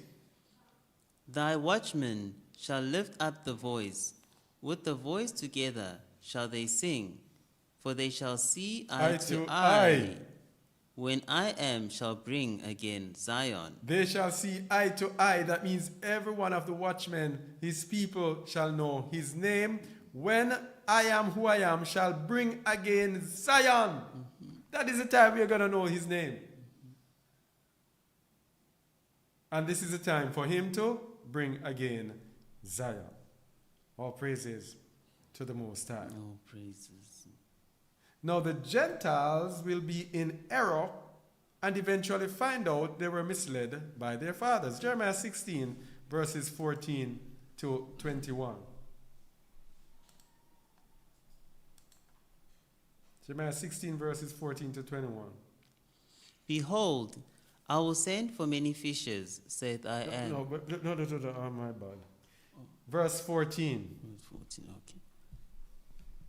Therefore, behold, the days come, saith I am, that it shall no more be said, I am liveth, that brought up the children of Yasharal out of the land of Egypt. But I am liveth, that brought up the children of Yasharal from the land of the north, and from all the lands whither he hath driven them, and I will bring them again into their land that I gave unto their fathers. This is the time when we're going to know the name. Because around this time, the Gentiles are going to realize, you know what, we inherited lies.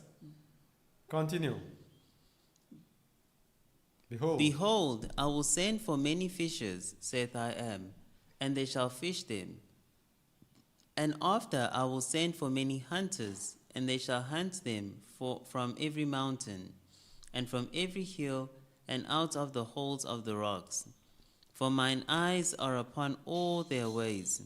They are not hid from my face, neither is their iniquity hid from mine eyes. And first I will recompense their iniquity and their sin double, because they have defiled my land, they have filled mine inheritance with the carcasses of their detestable and abominable things. So here's the process. He recompenses us double. Then at that time the Gentiles have their time. While we are being recompensed, the Gentiles have their time. Then he lifts us up. Then the Gentiles are going to realize that they inherited lies. So the Gentiles are going to believe that they are in the truth. We are going to believe that what Gentiles are telling us is the truth. But when he awakens us, we are going to realize all the lies. And the Gentiles themselves are going to realize the lies and say, wow, we inherited lies. Go to verse 19 now, please. O I am my strength and my fortress, and my refuge in the day of affliction. The Gentiles shall come unto thee from the ends of the earth, and shall say, surely our fathers have inherited lies. Vanity and things within there is no profit. Things wherein there is no profit. This is the Gentiles who are going to be deceived. How can we be listening to the Gentiles? How can we make the Gentiles be telling us the name of our Father? Our Father who art in heaven. How can we be making the Gentiles tell us his name or the name of his Son? All right? And remember, we will be blinded in the time of the Gentiles. We looked at it earlier, but let's just look at it again. We will be blinded in the time of the Gentiles. Romans chapter 11, verses 7 to 11. We go first, then we will go from 25 to 27. Romans 11, verse 7. We will be blinded in the time of the Gentiles. Go ahead. What then? Yasharal hath not obtained that which he seeketh for, but the election hath obtained it, and the rest were blinded. According as it is written, I hath given them the spirit of slumber, eyes that they should not see, and ears that they should not hear, unto this day. You see it? The Most High has made sure you can't see, you can't hear. You are sleeping, you are slumbering. So the people come and tell you, give you this name and whatever. You just take it because you are blinded. Verse 9. And Dawood saith, Let their table be a snare and a trap, and a stumbling block, and a recompense unto them. Let their eyes be darkened, that they may not see, and bow down their back always. You see what we went through? You see what we went through? And we cannot appreciate it. We cannot appreciate what we really went through. Look at it. Their table be made a snare. Their table be made a trap. Their table be made a stumbling block and a recompense. And the table is where you feast, where you eat from. You eat from the word. Yes? So the word that we're eating from is the scriptures. Literal scriptures, yes, and then also the understanding of it, because it says, let their eyes, so we cannot see, be darkened that they may not see, and bow down their back always. That means we are always under the burden of the word and cannot figure it out, cannot fathom the word. So this blindness would be upon us, and has been upon us for such a long time. And then we get a few things and we get excited to say, hey, we get everything. And we start to exalt ourselves. People, we need to stop it. We need to just give thanks to the Most High for what He has given us and stop exalting ourselves, thinking that we know. When we get something new, we act as if we know. And then, and this is a danger for us as well, we hear, I think probably we should reach the maturity by this to know that no, the Most High has shown us this unto us. We don't exalt ourselves over people and say, because it's because of the mercies of the Most High that we have received this. All right? It's by His mercies. And by the way, Emmanuel is the Messiah of the end time, of the everlasting gospel. Yes? Not Yahusha, not Jesus. It is Emmanuel, because what we're going to do before the end, we are going to look at a few messiahs. We're going to look at Jesus, Yeshua, Yahusha, Yeshua. We're going to look at Yahawashai, and we're going to look at Emmanuel. And we're going to show the difference behind the character of each, Messiah. So look at what we have gone through. Read 9 and 10 again for me, please. And Dawood saith, Let their table be made a snare and a trap, and a stumbling block and a recompense unto them. Let their eyes be darkened, that they may not see, and bow down their back always. Let me see which verse we're supposed to go then. To 11. Go to 11. I say then, have they stumbled that they should fall? I am forbid, but rather through their fall salvation is come unto the Gentiles, for to provoke them to jealousy. Salvation is come unto the Gentiles, for to provoke them to jealousy. It was the time of the Gentiles while we were in our blindness.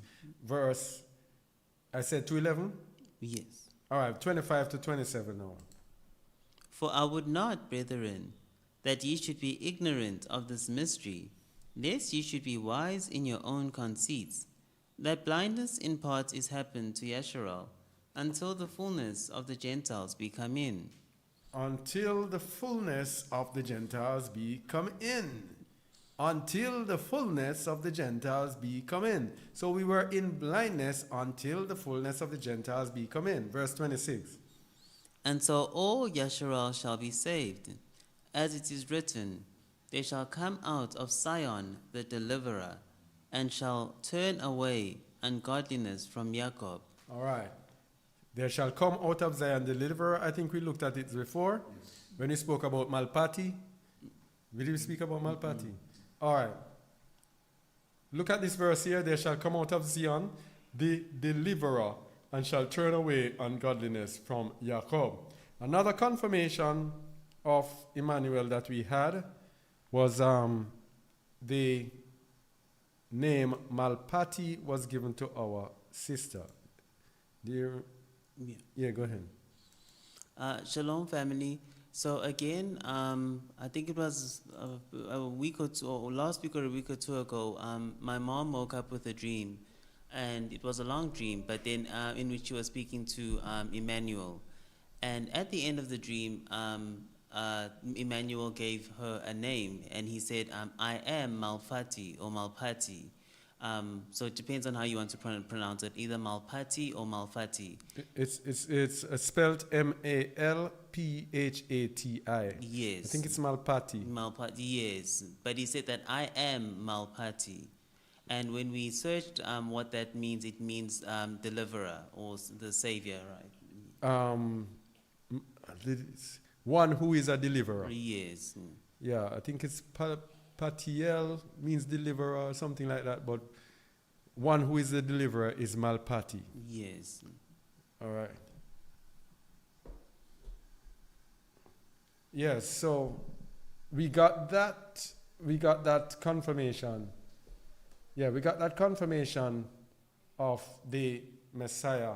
He said he is Malpati, which means he is the deliverer, which is Romans 11:26, which is why we said the name Emmanuel is for such a time as this, because it is the time of our deliverance. The Most High withheld it until, from us here, until the time of the Gentiles is over. Okay? Yes, so where were we? Yeah. So, we will be blinded in the time of the Gentiles, but there is a prophesied awakening.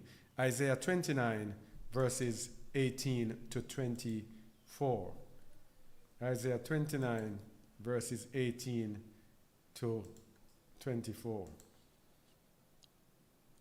And in that day shall the deaf hear the words of the book, and the eyes of the blind shall see out of obscurity and out of darkness. The meek also shall increase their joy in I am, and the poor among men shall rejoice in the Holy One of Yasharal. So let me tell you something about this time. This time that we're living in, it is a time when the Most High will be revealing himself to men. Men will be acting as if they are more exalted than men as they are now, but the Most High will use the least of the people to help to deliver his people. It says, the deaf shall hear the words of the book, and the eyes of the blind shall see out of obscurity and out of darkness. And the Most High has shown us that those people who are religious, who say they see, their sins will remain. Who say they see, they will not be able to awaken to the revelations. They will not be able to awaken to anything. And he told us, as a matter of fact, he told our sister here that we must go to those who don't know him. Because those religious people argue every day over everything. Argue. Every day. Not listening, are not even willing to know that some little nobodies, that the Most High might give them something that you might not know. All right? And we have been listening to people for quite a while, and we are listening to the Most High, and he is delivering unto us. Who hath an ear to hear, let him hear. Continue in Isaiah 29. For the terrible one is brought to naught, and the scorner is consumed, and all that watch for iniquity are cut off. All that watch for iniquity. We did a video on this. All that watch for iniquity, those people are out there watching for people, waiting for people to sin. These are religious people who are waiting for you to make a mistake, and then they say, you did this, and then they take you, go on social media and slander you and do all sorts of things against you the Most High is going to use people who are even going to make mistakes, but he's going to correct them and they're going to come back. Because the Most High says, all that watch for iniquity. Me, they're sitting and waiting for you to make a mistake now to go and spread your name abroad. No, if you make a mistake, I'm supposed to go to you and try to help you, not to condemn you. And these other people now who are condemning people because they are making mistakes, even people who are making repetitive mistakes, the Most High will use these people in the end. This is what this is saying. Verse 21. That make a man an offender for a word, and lay a snare for him that reproveth in the gate, and turn aside the just for a thing of naught. All right? So watch for the end times when the Most High use the people who you least expect. Least expect. Do not go watching for iniquity. Do not go watching for errors of people to go and use it as slander, as gossip, as something to bring down people and etc. People are going to err. And people are going to make mistakes. These are some things that the Most High has shown us over time. Because we too were like that. Yeah? Almost all of the errors that you hear us speaking here, we have made the errors and the Most High has corrected us. So that is how we can speak. All right? Do not condemn people because they have struggled or they have stumbled. Oh, those people might end up becoming more exalted than you are. This is what it's saying in Isaiah 29. Read verse 22, please. Therefore, thus saith I am, who redeemed Abraham, concerning the house of Jacob. Jacob shall not now be ashamed, neither shall his face now wax pale. But when he seeth his children, the work of mine hands, in the midst of him, they shall sanctify my name, and sanctify the Kadosh one of Jacob, and shall fear I am of Yasharal. They shall sanctify my name and sanctify the Holy One of Jacob, and shall fear the I am of Yasharal. Verse 24. They also that erred in spirit shall do what? No, they shall be condemned. No, man. Those that erred in spirit shall be condemned. That's not what it says. Read it, please. They also that erred in spirit shall come to understanding. And they that murmured shall learn doctrine. With the same people who you are condemning, who you are watching for their iniquity, the Most High is going to use them to help those who erred in spirit to understand, and for those who murmured to learn doctrine. I love the Most High. Yeah? All praises. So names reflect character.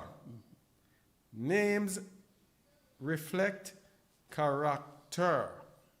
Name, onoma, from a presumed derivative of the base of G1097 compared to G3685. A name, literally or figuratively. Authority, character. And this is the aspect of name that we want to be looking at, the character of the name, because we are going to be looking at the character behind Emmanuel versus other claimed messiahs. So first we're going to look at Jesus and some of the things behind the name. All right? Some of the things behind the name. Jesus. Jesus is the Messiah of Edom. Jesus is a white savior. No matter how you want to say it. Jesus is a white man.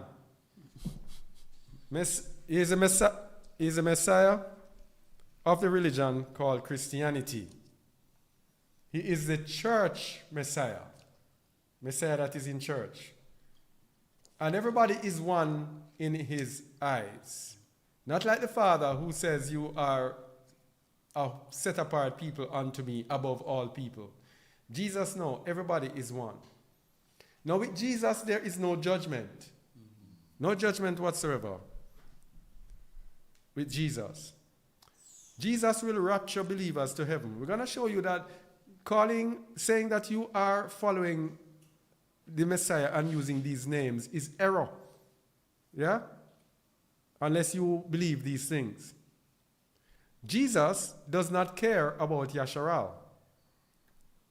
All he cares about is Christians.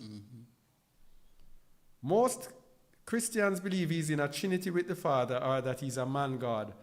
I think the hallmark of Christianity is this trinity, which is a lie because Ruach HaKadosh is a woman. So there can be no trinity where that is concerned. Jesus was immaculately conceived of a virgin. Jesus doesn't really care if you keep his Father's commandments. He will accept you in your sinfulness as long as you believe in him. He will accept you in your sinfulness as long as you are a Christian. There is no judgment on Edom or for nations that oppress the true children of Yasharal.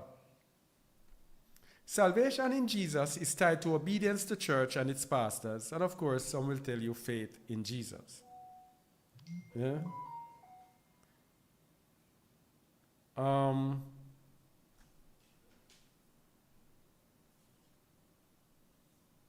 His worship primarily tied to Sunday, which is sun god worship. Jesus has no Hebrew roots. No Hebrew roots whatsoever. His roots is in Edom.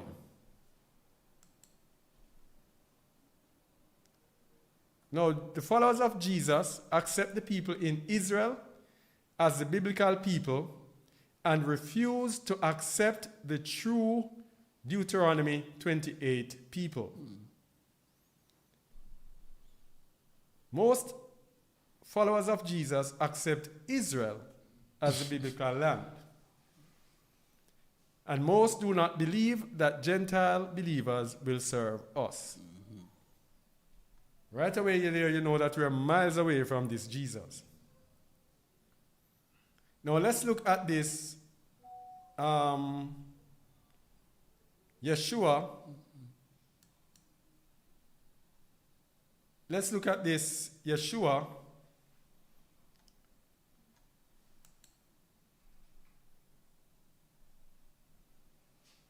The followers of Yeshua. Yeshua or Yeshua is the Messiah of Edom. He is a white savior. But they will tell you it does not matter who he is. He is the Messiah of the Messianic Jewish religion, and also some, like the congregation of Yahweh people, they follow this Messianic line. He's the Messiah of Jewish synagogue and Christian church people who have come to understand that the name Jesus is false. We are all one in his eyes. There's no differentiation with Yasharal. There is no judgment for the adversaries of the true people. There is no judgment for Edom because the so-called Jews are Edomites. Yeshua will rapture Messianic Jews and fellow believers to heaven as long as they have faith in the Messiah. I think that is one of their belief. They care about Israel, not Yasharal. They care about the people who say they are Israel, not Yasharal. Most believe he is in a trinity with the Father, but some with a little twist which they call triunity. Most believe the Messiah was immaculately conceived from a virgin birth. Most believe in keeping the Father's commandment in various degrees, which is good. They believe there will be judgment for nations that oppress the Jews, not for nations who oppress the children of Yasharal. Salvation is not tied to obedience to synagogue and its pastors and its rabbis, but rather to faith in Yahusha. or Yeshua. And they worship on the seventh-day Sabbath.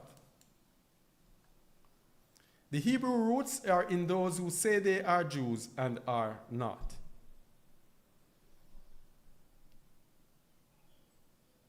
They accept the people in Israel as the biblical people and refuse to accept the true Deuteronomy 28 people. Most accept Israel as the biblical land and do not believe there will be servitude for Gentile believers. I don't believe so. So right away you see there people, you see a difference between them. Names really do matter. So let's go to the one that we were using, Yahusha. Some say Yahushua. And with this one here, we were actually, let me put my thing on. Yes. We were actually using this because of, we were following what was there because there was nothing else. There was no revelation that was given. So we did the best with what we had. So,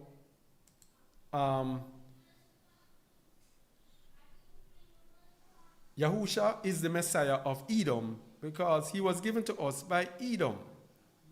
We used it and we were saying that Yahusha is not white. But it is their Messiah.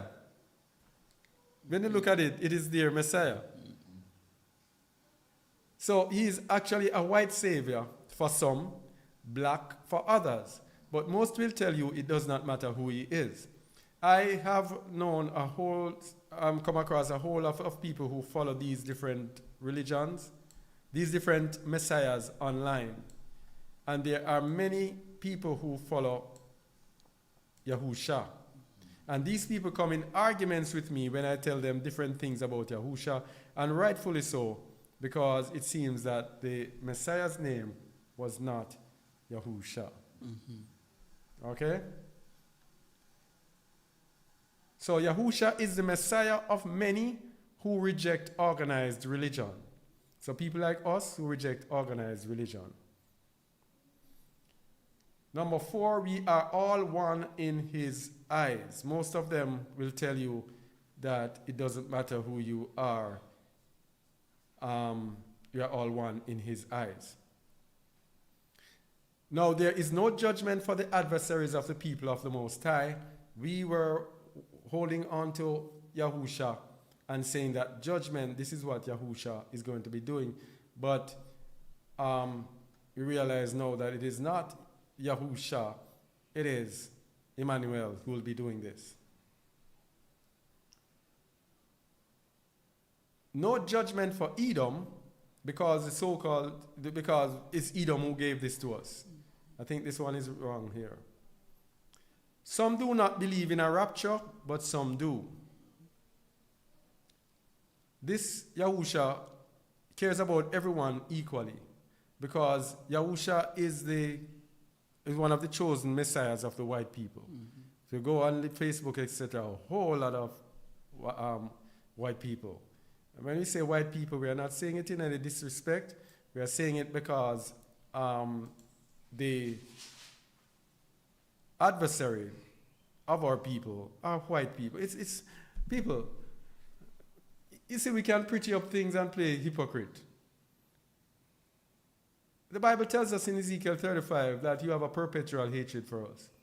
You brought us into slavery. You have made sure, set up laws, everything to make sure that you're always over us. We are always below you. You are our adversary. You are the people that make sure. You are the people that come to our lands, take away our lands, and do whatever you want to do. You are the adversary. So let me just say that clear. And I am not angry with it because we deserve it, whatever happens. But the truth is the truth. You are the adversary. And the problem is sometimes people say this, and when people say this, they might be angry with you. We are not angry with you. So everyone now who says it, you look at it and say they hate you. They don't like you. They don't. No. The word says love your enemies. And any white person comes They and I can have a good conversation, we can talk, we can laugh, no animosity whatsoever. But the truth is, you are our adversary. It always boils down to that. All right? Okay.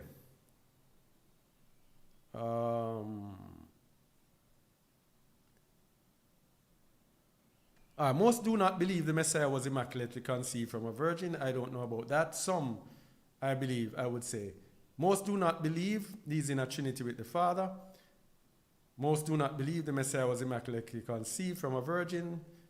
Some, I would say, some do not believe. Most believe in keeping the Father's commandments in varying degrees. This is one thing I can agree. Most do not believe there will be judgment for nations that oppressed the Jews.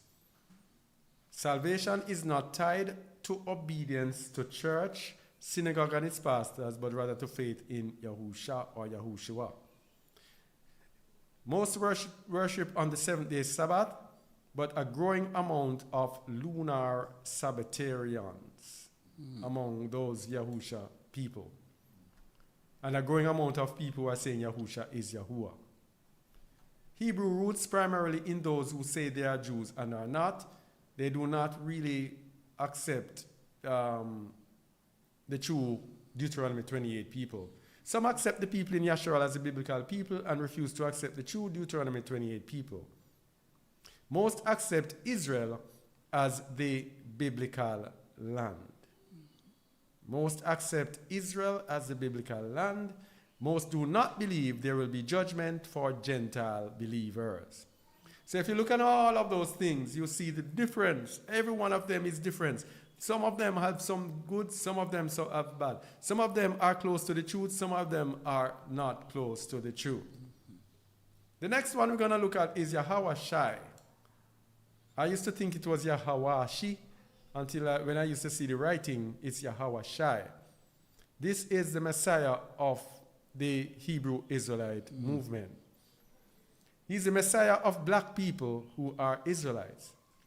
You know, as bad as it is, I think this Yahweh Shai is the closest one that comes to Emmanuel. Closest. He's the Messiah of black people who are Israelites. The Messiah of Hebrew Israelites. We are not, those who follow him say that we are not all one in his eyes. There is a chosen people, and some believe only these people can be saved. There is judgment for the adversaries of his people. Mm-hmm. There is judgment for Edom for what they have done. You see, it's the closest thing. Mm-hmm. They do not believe in the rapture. I don't think. They believe that the Most High cares only about the seed of Jacob. Most do not believe he is in a trinity, but now some believing Yahusha or Yahweh Shai is I am. Most are Yahweh, as they call him. Most do not believe the Messiah was immaculately conceived from a virgin. Most believe in keeping the Father's commandments in varying degrees. They believe there will be judgment for nations that oppressed the children of Yasharal. Salvation is generally tied to the commandments. There is less focus on faith in Yahweh Shai. They worship on the seventh-day Sabbath, but there is a growing lunar Sabbath trend among them. There is a Hebrew roots in those who are Israelites. They do not accept the people in Israel as the biblical people. Most accept Israel as the biblical land. Most believe there will be judgment for Gentile believers. Closest thing to it. Let me go to part 2. Yeah. So we see that these are the closest to it so far.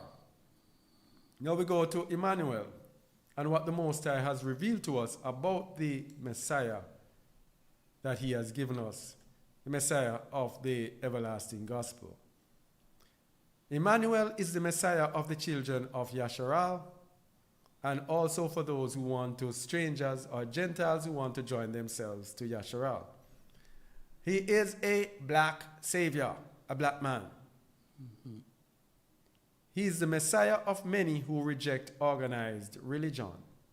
You won't find Emmanuel in churches. We are not all one in his eyes because, like his father, we are a chosen, a special people unto the Most High above all people upon the face of the earth. There is judgment for the adversaries of the people of the Most High. As he said in Jeremiah, and all thy adversaries, every one of them, shall go into captivity, and he will contend with all who contended with us. Emmanuel, followers of Emmanuel, believe that there will be judgment for Edom, as in Obadiah chapter 1.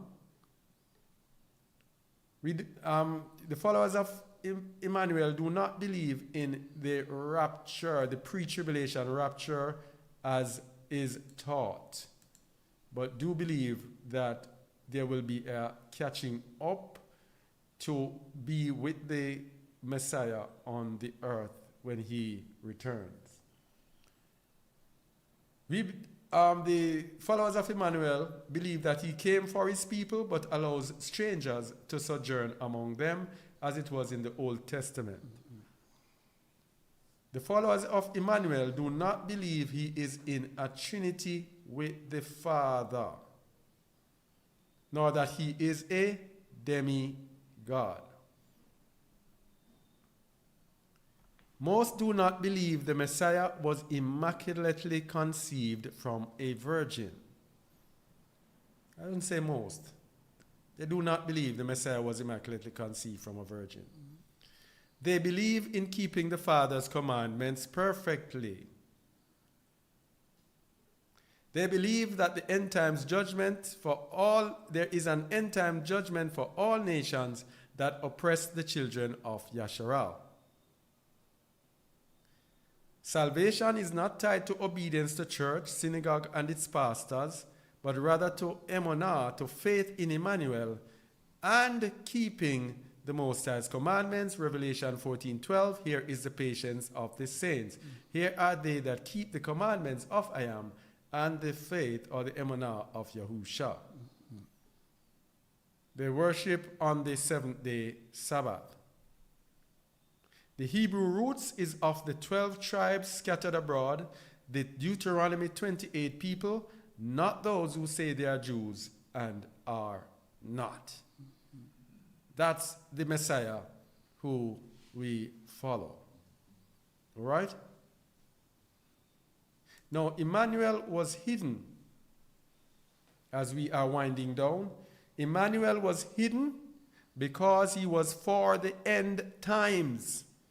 Isaiah 8, verses 5 to 22. He was hidden because he was for the end times.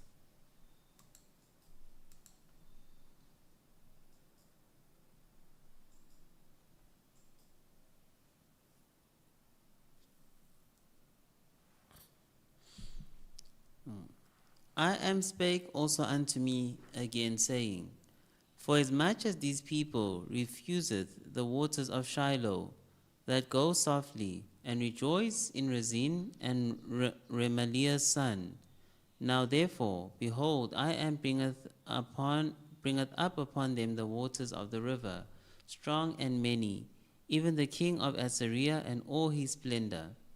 And he shall come up over all his channels, and go over all his banks. And he shall pass through Yehuda. He shall overflow and go over. He shall reach even to the neck.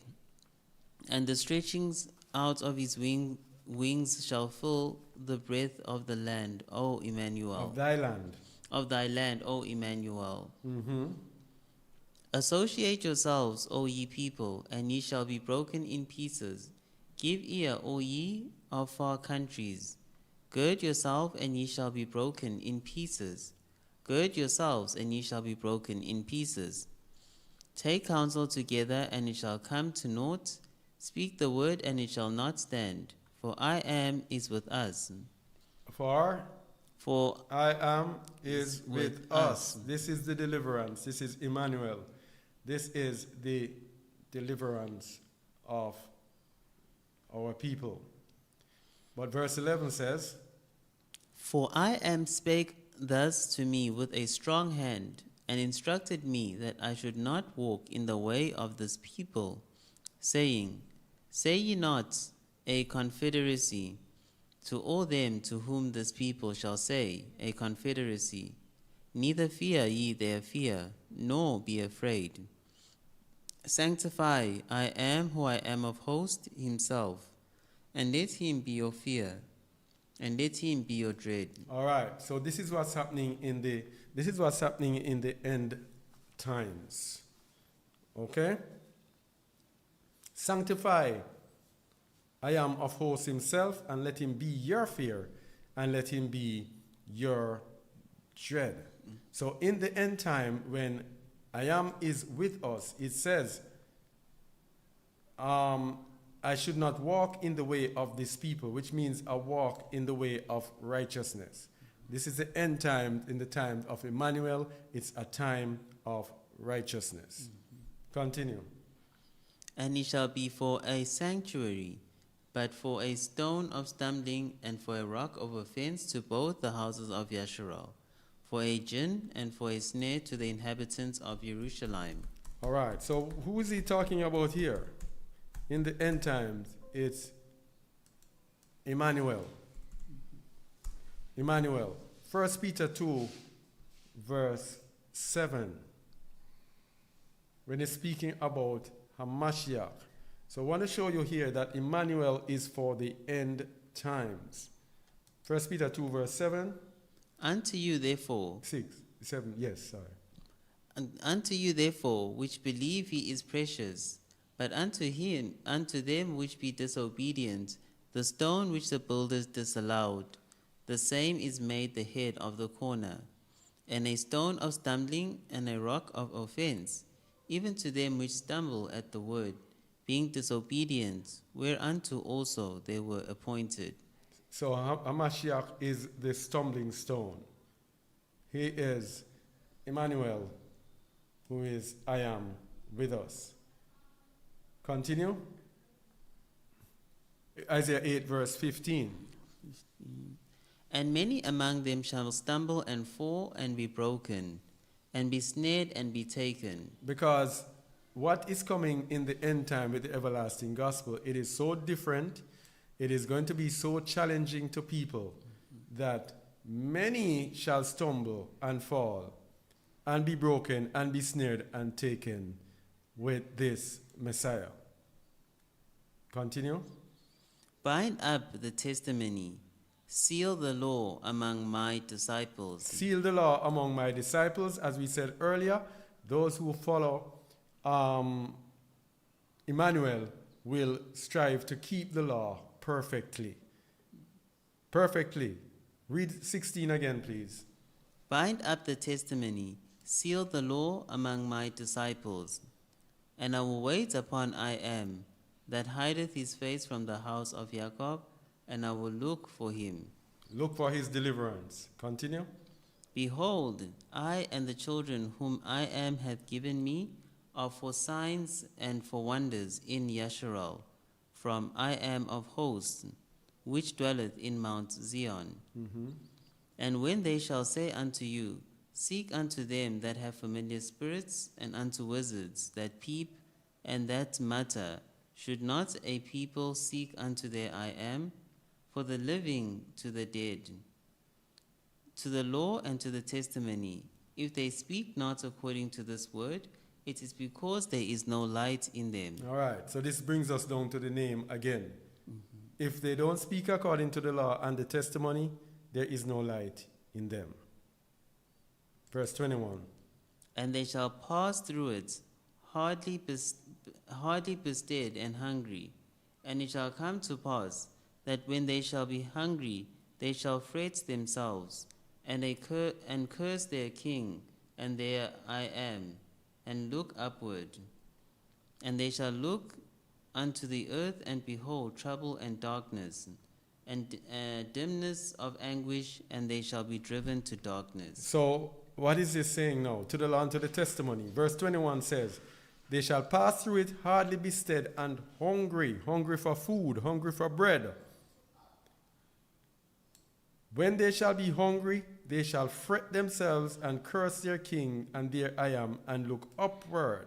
And they shall look upon the earth and behold trouble and darkness, dimness of anguish, and they shall be driven to darkness. So they look up to the Most High, they cannot see anything. They look up to the earth now, which is what we're talking about, the famine of the word. They are looking now for bread, and they cannot find it. And that brings us to Amos 8, I think about 11, the famine of the word, which is how we are going to end it. It is Emmanuel that's going to end the famine, going to be the way through the famine of the word. Behold, the days come, saith I am who I am, that I will send a famine in the land, not a famine of bread, nor a thirst for water, but of hearing the words of I am. And they shall wander from sea to sea, and from the north even to the east. They shall run to and fro to seek the word of I am, and shall not find it. In that day shall the fair virgins and young men faint for thirst. They that swear by the sin of Samaria, and say, Thy God, O Dan, liveth, and the manna of Beersheba liveth, even they shall fall and never rise up again. All right, verse 14 is about idolaters. So there will be a famine of the word. Their table will be a trap and a snare, because they will not be able to understand the word. They'll look up and ask the Most High. The Most High will not answer. They look on the earth, wandering around to see who they can get to help them. It is the everlasting gospel that is going to be the way out of the famine of the world. It is the Messiah, Emmanuel Malpati, Emmanuel the Deliverer, who will rescue his people in the end. All right? All right, so that's what I have. Anyone here has anything before we, let me check in the meantime. Let me check in the meantime.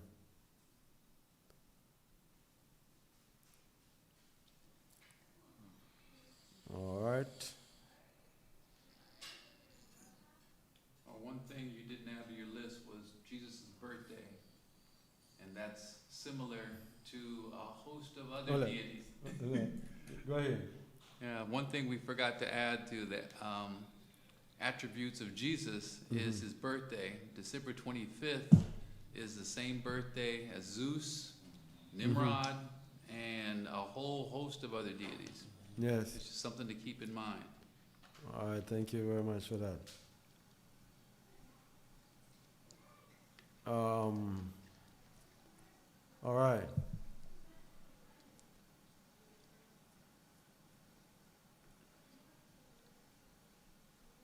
Someone is asking to replay, and then he says, I will watch the replay, catch the replay. Stay blessed, one and all. I don't think there will be a replay.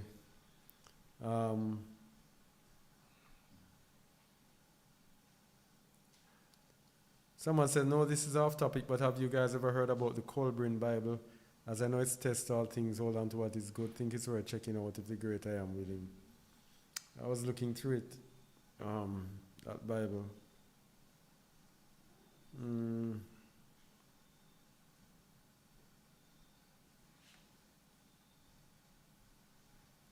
All right. This is the second time I'm hearing this, and interestingly, recently I've been asking the LORD what name I should call him.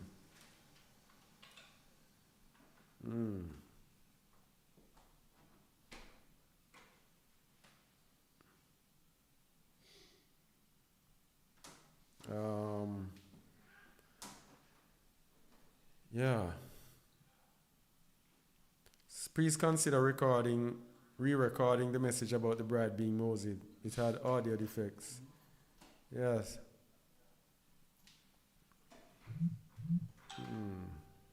Is it on the Prophecies channel? The Prophecy channel. Are they talking about a dream? Huh? Are they talking about a dream? Is that what you're talking about? No, the Moses is a video. Oh.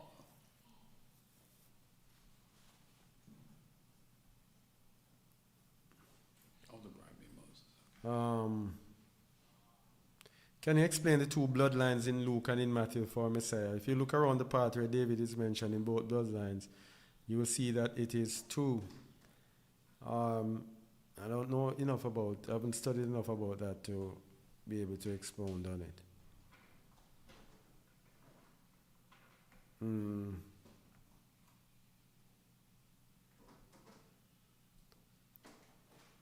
What is your understanding of Jesu Maria? I think that is kind of still coming along the line of Mary, meaning Yahusha, the son of Mary. I think that's what I got. Huh? I was going to ask you something about that, Elder, because I know a lot of Hispanic people that say Ave Maria, and I was trying to figure out, was there a similarity to what they were saying?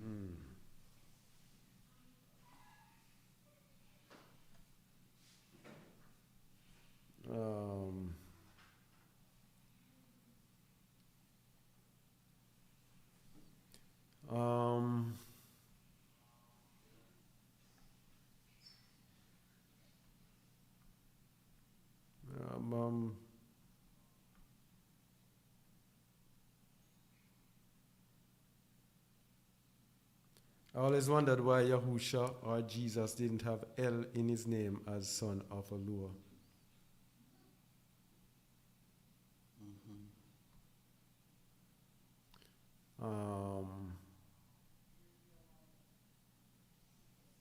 So there was an audio problem.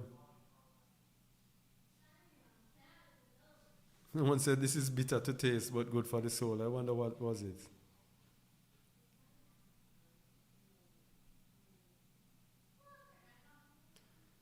This is so crazy how I am works. I was prideful. I am was trying to tell me months ago his name is I am, but through a dream I remember hearing Yahuwah. I don't know about Ahaya. As I knew it as I am that I am at the time, and I kept asking it but couldn't let go.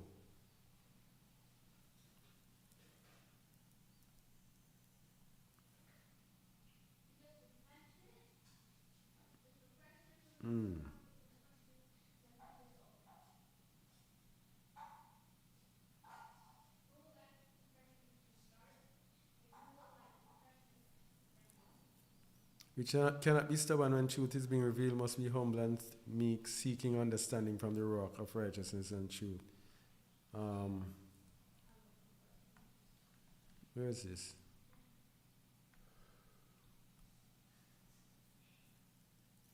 Could Yahuwah refer to two separate deities from Egypt, Yah, Jah, and He? Also refers to Hua. I remember the dream mentioning Egyptian deities.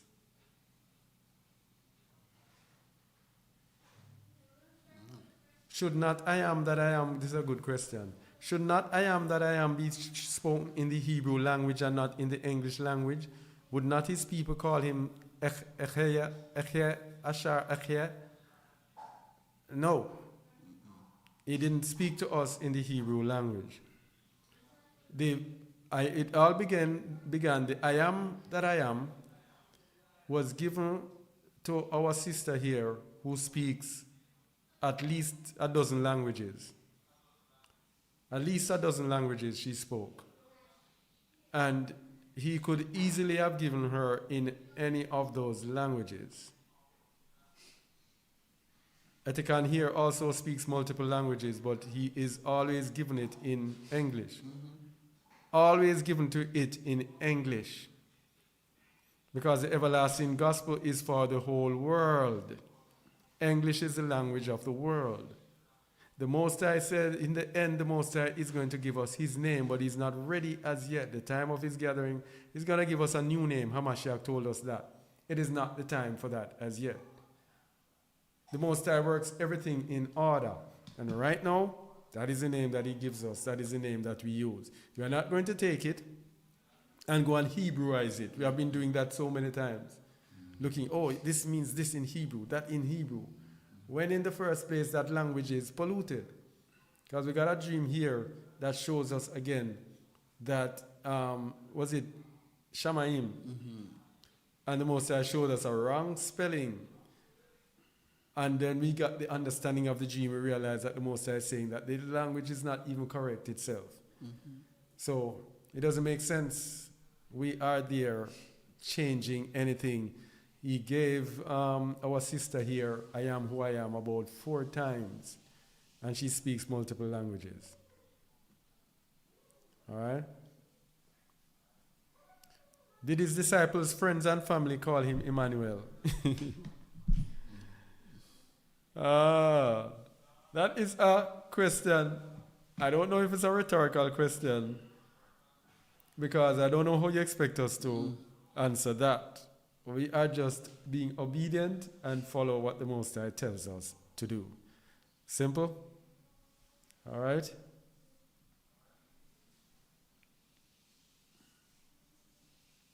Have you ever done a lesson on where is the true land? I learned so much. There is a playlist on this channel. I think it's the true location of Yasharal, I think it is called. Go and check that out. We have several videos that show you the true land, all right? In that playlist. All right. You read this? The bride is Moses, the law, the word. When she is in safety, there will be a famine of the word. All right. How can we watch those messages again? This was awesome. I don't know what you're talking. I don't know. We have a whole lot of places where we share. We have this channel. We have our prophecy channel called Jaw Prophecy. Jaw Prophecy goes very perfect with this channel because this is mainly teaching, and the prophecy channel deals with prophecies and the teachings that expound on the prophecies. Then we have our Just a Word Shorts channel, where we have the shorter videos, because here are mostly Sabbath teachings. So we have the shorter videos on Just a Word Shorts.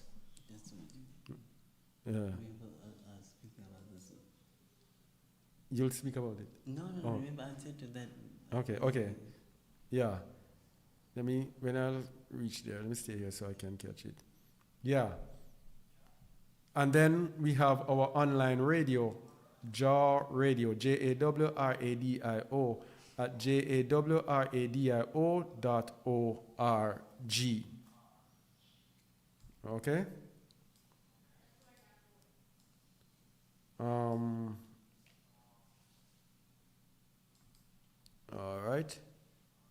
And we have our website, by the way. That is our headquarters, from where you can launch to any one thing that we offer. That's justaword.org. JUSTAWORD.org. Or you can just check for Just a Word.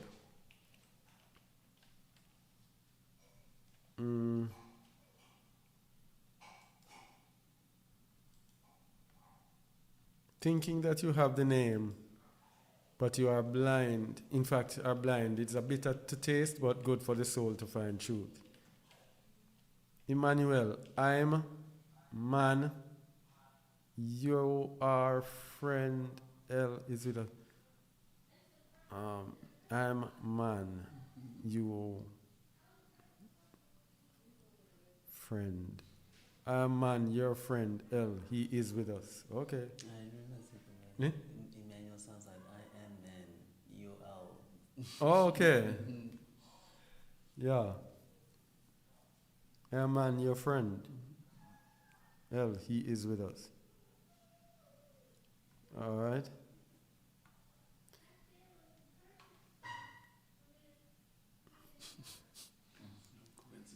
I am and you are. Did Emmanuel know his purpose from the beginning, or was he like the 144 and 2 witnesses today? I think he knew it from the beginning. Mm-hmm.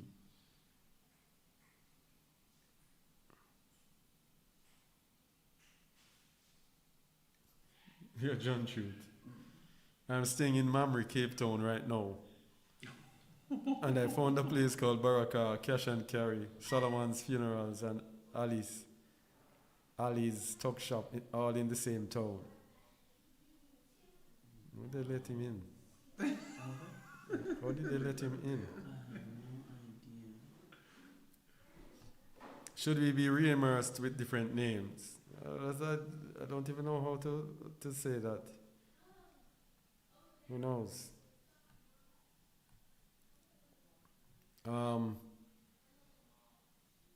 Where are all the tribes in the USA?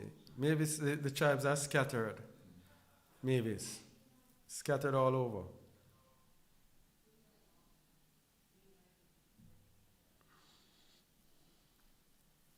If we cannot know the name of I am, what are we to do with the third commandment? Thank you. If we cannot know the name of I am, he gave us, let me show you something.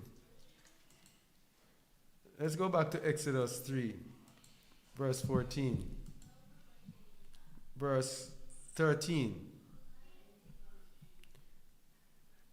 And Moses said unto I am, Behold, when I come unto the children of Yasharal, and shall say unto them, I am of your father hath sent me unto you, and they shall say to me, What is his name? What shall I say unto them? There we go. What is his name? And what did the Most High answer Moses? Verse 14. And I am said unto Moses, I am that I am. And he said, Thus shalt thou say unto children of Yasharal, I am hath sent me unto you. So when they asked his name, the answer is I am that I am. I am. That means I am that I am is his name. All right? And the name there means authority and character. That's what the Most High is telling you. That's what you need to know. All right? And also the one that we got in the dream, I am possible. Yes. I am possible.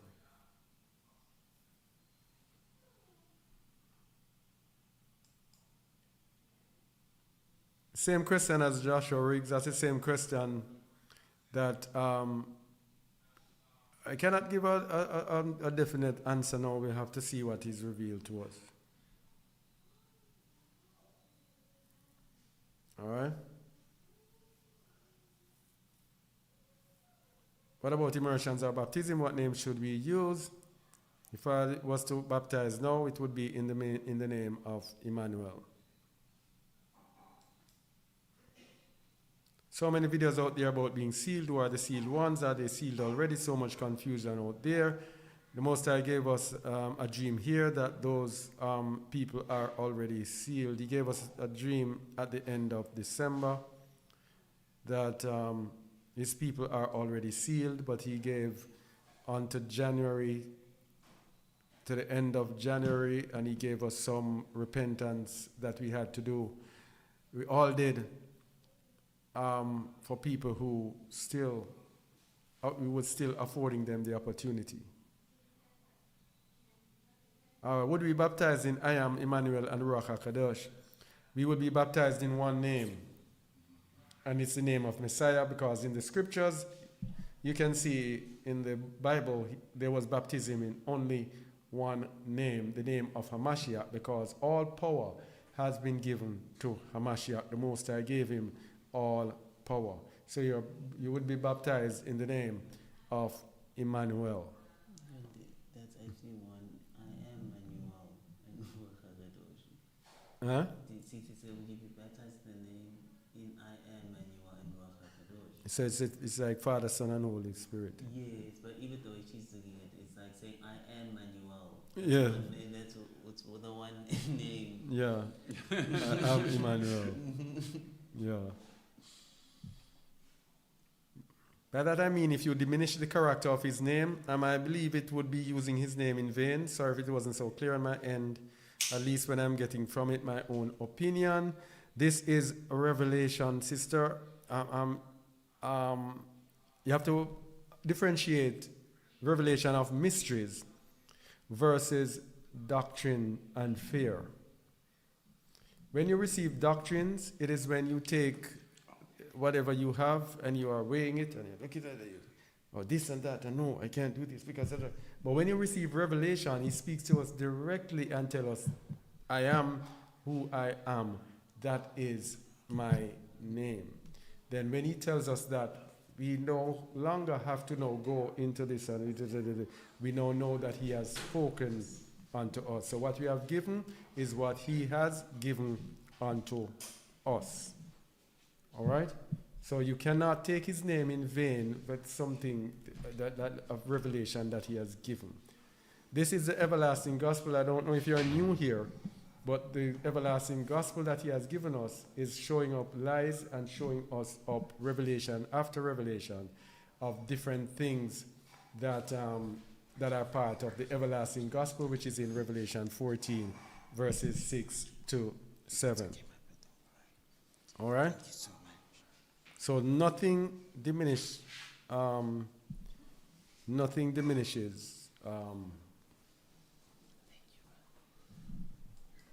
And I think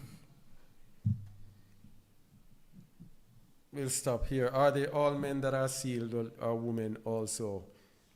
We believe that women are sealed as well. As a matter of fact, we believe that this is the age of women where women will be redeemed from the fallen state of Yahweh, who they call Eve. All right, so that's it. If we stay here, we'll go on and on and on. Do remember justaword.org, our website. Check it out. And on justaword.org, we have the introduction to the everlasting gospel. From there, you can just go to justaword.org and get understanding of everything to do and the different insights and the different revelations that have been given to us in regard to the end times and in regard to the everlasting gospel. All right? So thank you all. And Shabbat Shalom to you all. Thank you all for joining us on Just a Word. To the regular people that are here, all praises to your name, to the name of the Most High, for you all to be, spending the times with us, the Shabbats with us. For those who are new, we do hope that you will continue to join us. All right? All right? All right. Shabbat Shalom, thank praises to the great I am. I really struggled with this one because I knew there is no way Edom can give us a name for our salvation. May the Most High give us repentance and willing hearts to receive this message. All praises. All praises. All right, shalom, shalom, shalom, shalom, shalom. All praises to the Most High. Shalom.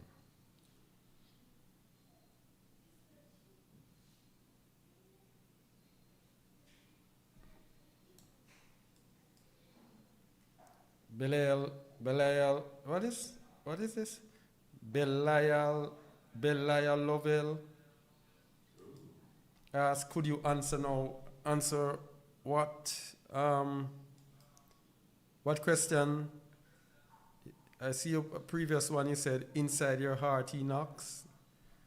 I am in you all, to ever image of man that would Epaphrata open the door. Saying those things. Huh? I would avoid saying those words. I don't know what that is. It refers what Yahusha said. It's what? It's what Yahusha said to the not Emmanuel. Sorry, what Emmanuel said to the damsel. Oh. That yes. All right. It means Epiphyta.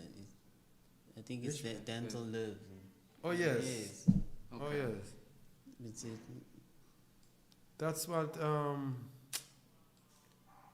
where is that again? Emmanuel, is it to the damsel who was dead? Yes. Mm-hmm.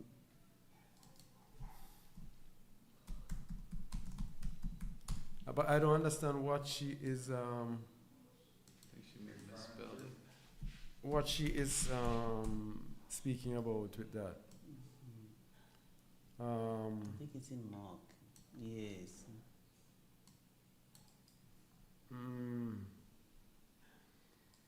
Talita Kumi, Mark 7, I think. Mark 7. If I'm not mistaken.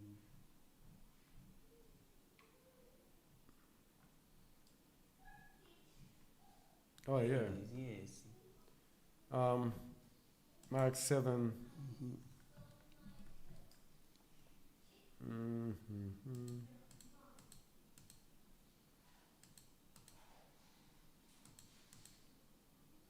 Yeah, Mark 7. And he took him aside from the multitude and put his fingers into his ears, and he spit and touched his tongue. The blind man. And looking up to heaven, he sighed and said unto him, Eptata, that is, be opened. And straightway his ears were opened, and the string of his tongue was loosed, and he spake plain. And he charged them that they should tell no man, but the more he charged them, so much the more a great deal they published it. What was she saying now? I am in you all to ever image of man that would epatapha open the door now into I am. Oh, she spelled it wrong. You understand it? I think she's not trying to speak about how the opening. Or the door? She's trying to say maybe this is the opening of the eyes and ears of Yasharal, I think. Okay. The pattern. Okay. So it was, It's like if we say that blindness has happened to Yasharal. okay. He sighed and said unto him, all right. Yeah, she just spelled it differently. Oh, John Truth, when I said, how were you let in? we had an experience in that place. And we would have to speak to you. We would have to speak to you personally for you to understand, but not something we can speak. But we found it a very unwelcoming place. Huh? It was very unwelcoming. And when we went there, we were policed. We entered the community, and from we entered in the community, He was Reverend up. people started watching us. When we reached a certain point, we saw faces started to, people got to get serious and all of that. You would call to people and nobody would answer. Then when you look, you see security coming around, questioning us, what are you doing here? So that's why we're asking you, how did you get in? Because we know it is very, very tough. Yeah. Yeah, it was very tough. We had an experience there we'd never forget. And we, as a matter of fact, to stay there for a time. Yeah, he says, I noticed they give you looks in that place too, yes. For us to stay there for a time, we had to go through an interview. How long was the interview? 30, Like 40 minutes. Yeah. 30, 40 minutes. About 30, 40 minutes. We had to go through the interview, which involved going into every detail about us to make them comfortable with us among them. And it was a group of us, brothers and sisters, and they were very uncomfortable. So that's why we ask. It's nothing bad. Yeah. All right. All right.